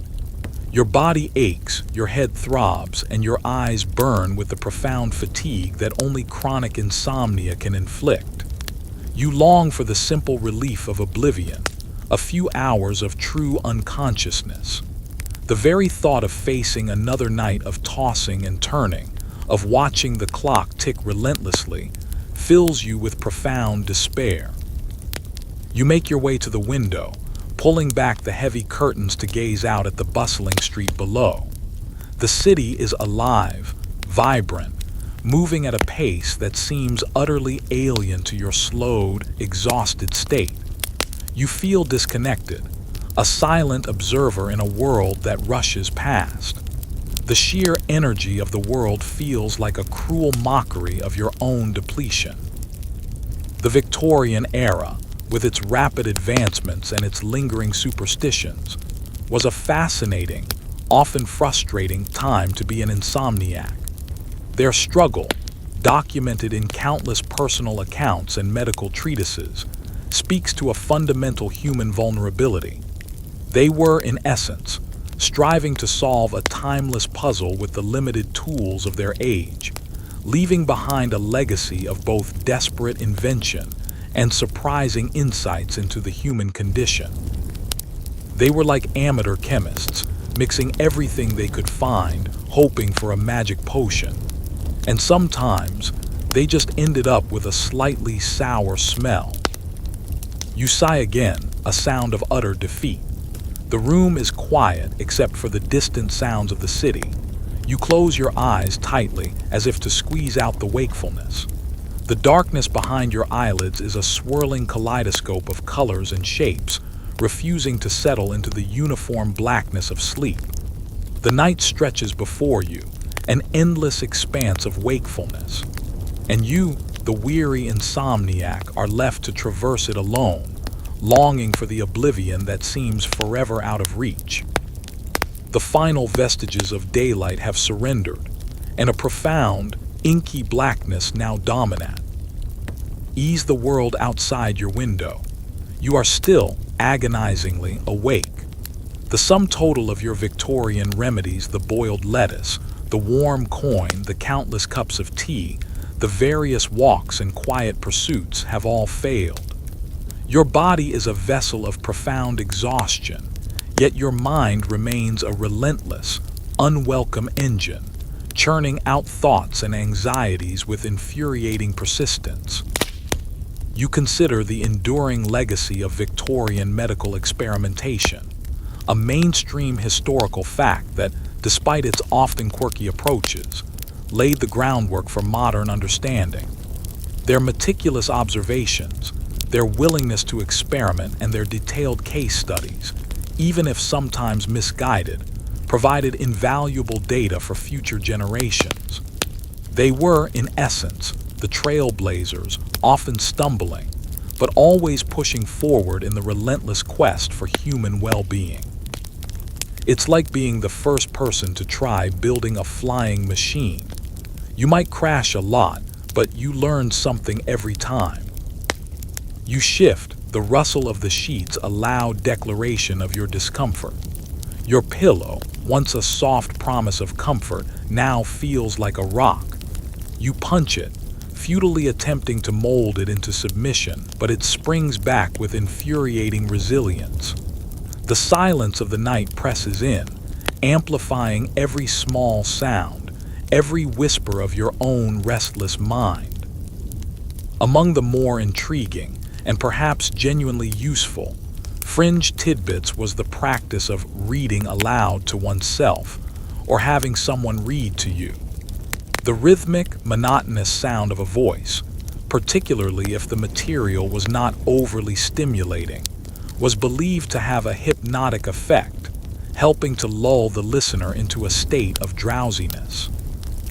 You can imagine a parent reading a particularly dry passage from the Bible or a philosophical treatise to a restless child or an insomniac spouse, the drone of the voice slowly dissolving into the realm of dreams. It sounds rather comforting, actually, a gentle human sound breaking the oppressive silence, and probably less likely to give you a rash than some of the other remedies. Historians still argue whether the Victorians' emphasis on self-discipline and moral fortitude, particularly in overcoming ailments like insomnia, was a compassionate approach or a form of victim blaming. Did it empower individuals to take responsibility for their health, or simply add another layer of guilt to their suffering? The debate highlights the complex interplay between individual agency and societal structures in defining health and illness. You can almost hear the stern admonitions. You simply must exert more willpower, my dear. Sleep is a matter of discipline. You sigh, a long, drawn-out sound of utter defeat. The sheer volume of time spent in this state of frustrated alertness is beginning to wear you down, not just physically, but emotionally. You long for the simple relief of oblivion, the temporary death of sleep. It feels like a fundamental right denied. Another mainstream historical fact about Victorian mental health was the common practice of moral treatment in asylums. While often associated with harsh conditions, the concept itself emphasized kindness, meaningful activity, and a structured routine as ways to restore mental balance. For those suffering from severe insomnia rooted in mental distress, a calmer, more orderly environment could sometimes offer a measure of relief, though forced institutionalization carried its own significant traumas. It was a step towards humane treatment, but still a long way from modern therapy. It's like giving someone a hug, but then locking them in a room for 6 months. A bit mixed messaging. You imagine the quiet, ordered routine of such a place, the forced meals, the scheduled walks, the attempts at gentle persuasion. For some, it might have been a welcome respite from chaotic home environments, but for others, a terrifying loss of autonomy. Among the more truly bizarre, and thankfully short-lived, fringe tidbits was the occasional recommendation of smoking opium, directly for severe insomnia.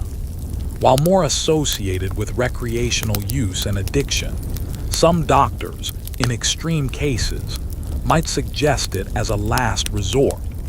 This highlights the truly desperate and dangerous nature of some Victorian sleep remedies. You imagine the harsh smoke in your lungs, the sudden, dizzying rush of the drug, and the inevitable descent into a troubled, artificial unconsciousness. It's the kind of thing that makes you grateful for modern medicine, no matter how much you complain about it. Yes, just a few puffs and all your worries will drift away, along with your liver and your lungs. Historians still argue whether the Victorians' often contradictory approach to medicine, blending ancient practices with burgeoning scientific inquiry, was a sign of intellectual chaos or a necessary stage in the evolution of medical knowledge. Did it hinder progress or provide the messy but essential groundwork for future breakthroughs? The debate highlights the long, winding path of human understanding. You can almost hear the fierce arguments between the proponents of ancient humors and the new advocates of germ theory, each convinced they held the key to true healing. The night wears on, punctuated only by the relentless ticking of the clock on your mantelpiece. Each tick is a small hammer blow against your skull, a reminder of time passing, of sleep not coming. Your eyes burn and your head feels heavy, yet your mind continues its relentless chatter. You are a prisoner of your own wakefulness, confined within the luxurious yet suffocating walls of your own home. You try to conjure peaceful images, a calm lake, a field of flowers, a fluffy cloud. But your mind stubbornly refuses to cooperate, instead conjuring anxieties about the morrow, replaying conversations, inventing new worries. It's a cruel torment, a mental treadmill that never stops. The very act of trying to relax seems to have the opposite effect, tightening your muscles, quickening your pulse. The Victorian quest for sleep, as baffling and desperate as it often appears, was a testament to a fundamental human need. They grappled with a condition that remains complex today, without the benefits of modern science or pharmaceuticals. Their struggles remind us of the immense progress we've made, but also of the timeless yearning for peace, for rest, for the gentle embrace of oblivion. They were, in a sense, the original sleep hackers, just with far fewer options and a lot more boiled lettuce. You lie back down, pulling the blankets up to your chin. The mattress feels strangely unyielding, every contour a source of discomfort. You close your eyes tightly, as if to squeeze out the wakefulness. The darkness behind your eyelids is a swirling kaleidoscope of colors and shapes, refusing to settle into the uniform blackness of sleep. The night stretches before you, an endless expanse of wakefulness. And you, the weary insomniac, are left to traverse it alone, longing for the oblivion that seems forever out of reach. But as the first faint whispers of dawn begin to filter through the curtains, a fragile hope flickers. Perhaps tonight, or the next, or the one after that, sleep will finally, mercifully come. Now, as the last echoes of our journey through the Victorian night begin to fade, let your own world gently soften around you. Imagine the quiet hush of your own room, the air growing still and peaceful. Feel the gentle weight of your blankets, warm and comforting, settling around you like a soft cloud. Your muscles, which might have felt a little tense, can now simply relax, softening into the bed beneath you. There's nowhere to rush, nothing to do, nowhere to be but right here in this quiet moment. Let your breathing become slow and even, a gentle tide flowing in and out, carrying away any lingering worries or thoughts that might be clinging to the edges of your awareness. Picture them simply drifting away, like tiny leaves on a calm stream, disappearing into the distance. You are safe here, completely at ease. The world outside is peaceful, and you are part of that quiet. Imagine a warm, gentle light, a soft glow that fills your space, bringing with it a sense of deep calm. This light is completely yours, a serene comfort that whispers promises of rest. Feel it gently settling over you, like a comforting hand, soothing every part of your being. Your eyelids are growing heavy, wonderfully heavy, as if weighted by the sweet desire for sleep. Allow yourself to drift. There are no more questions to answer, no more history to remember, just this soft, yielding sensation of letting go. Feel your body sinking deeper, becoming heavier, effortlessly supported. The sounds around you, if there are any, are simply part of the quiet, distant and harmless, like whispers from a long-forgotten dream. You are safe, you are warm, you are loved. And sleep, sweet, gentle sleep, is now drawing closer, a soft embrace waiting just for you. Just surrender, darling. Let it take you. You are so tired, and it's okay to finally rest. Good night.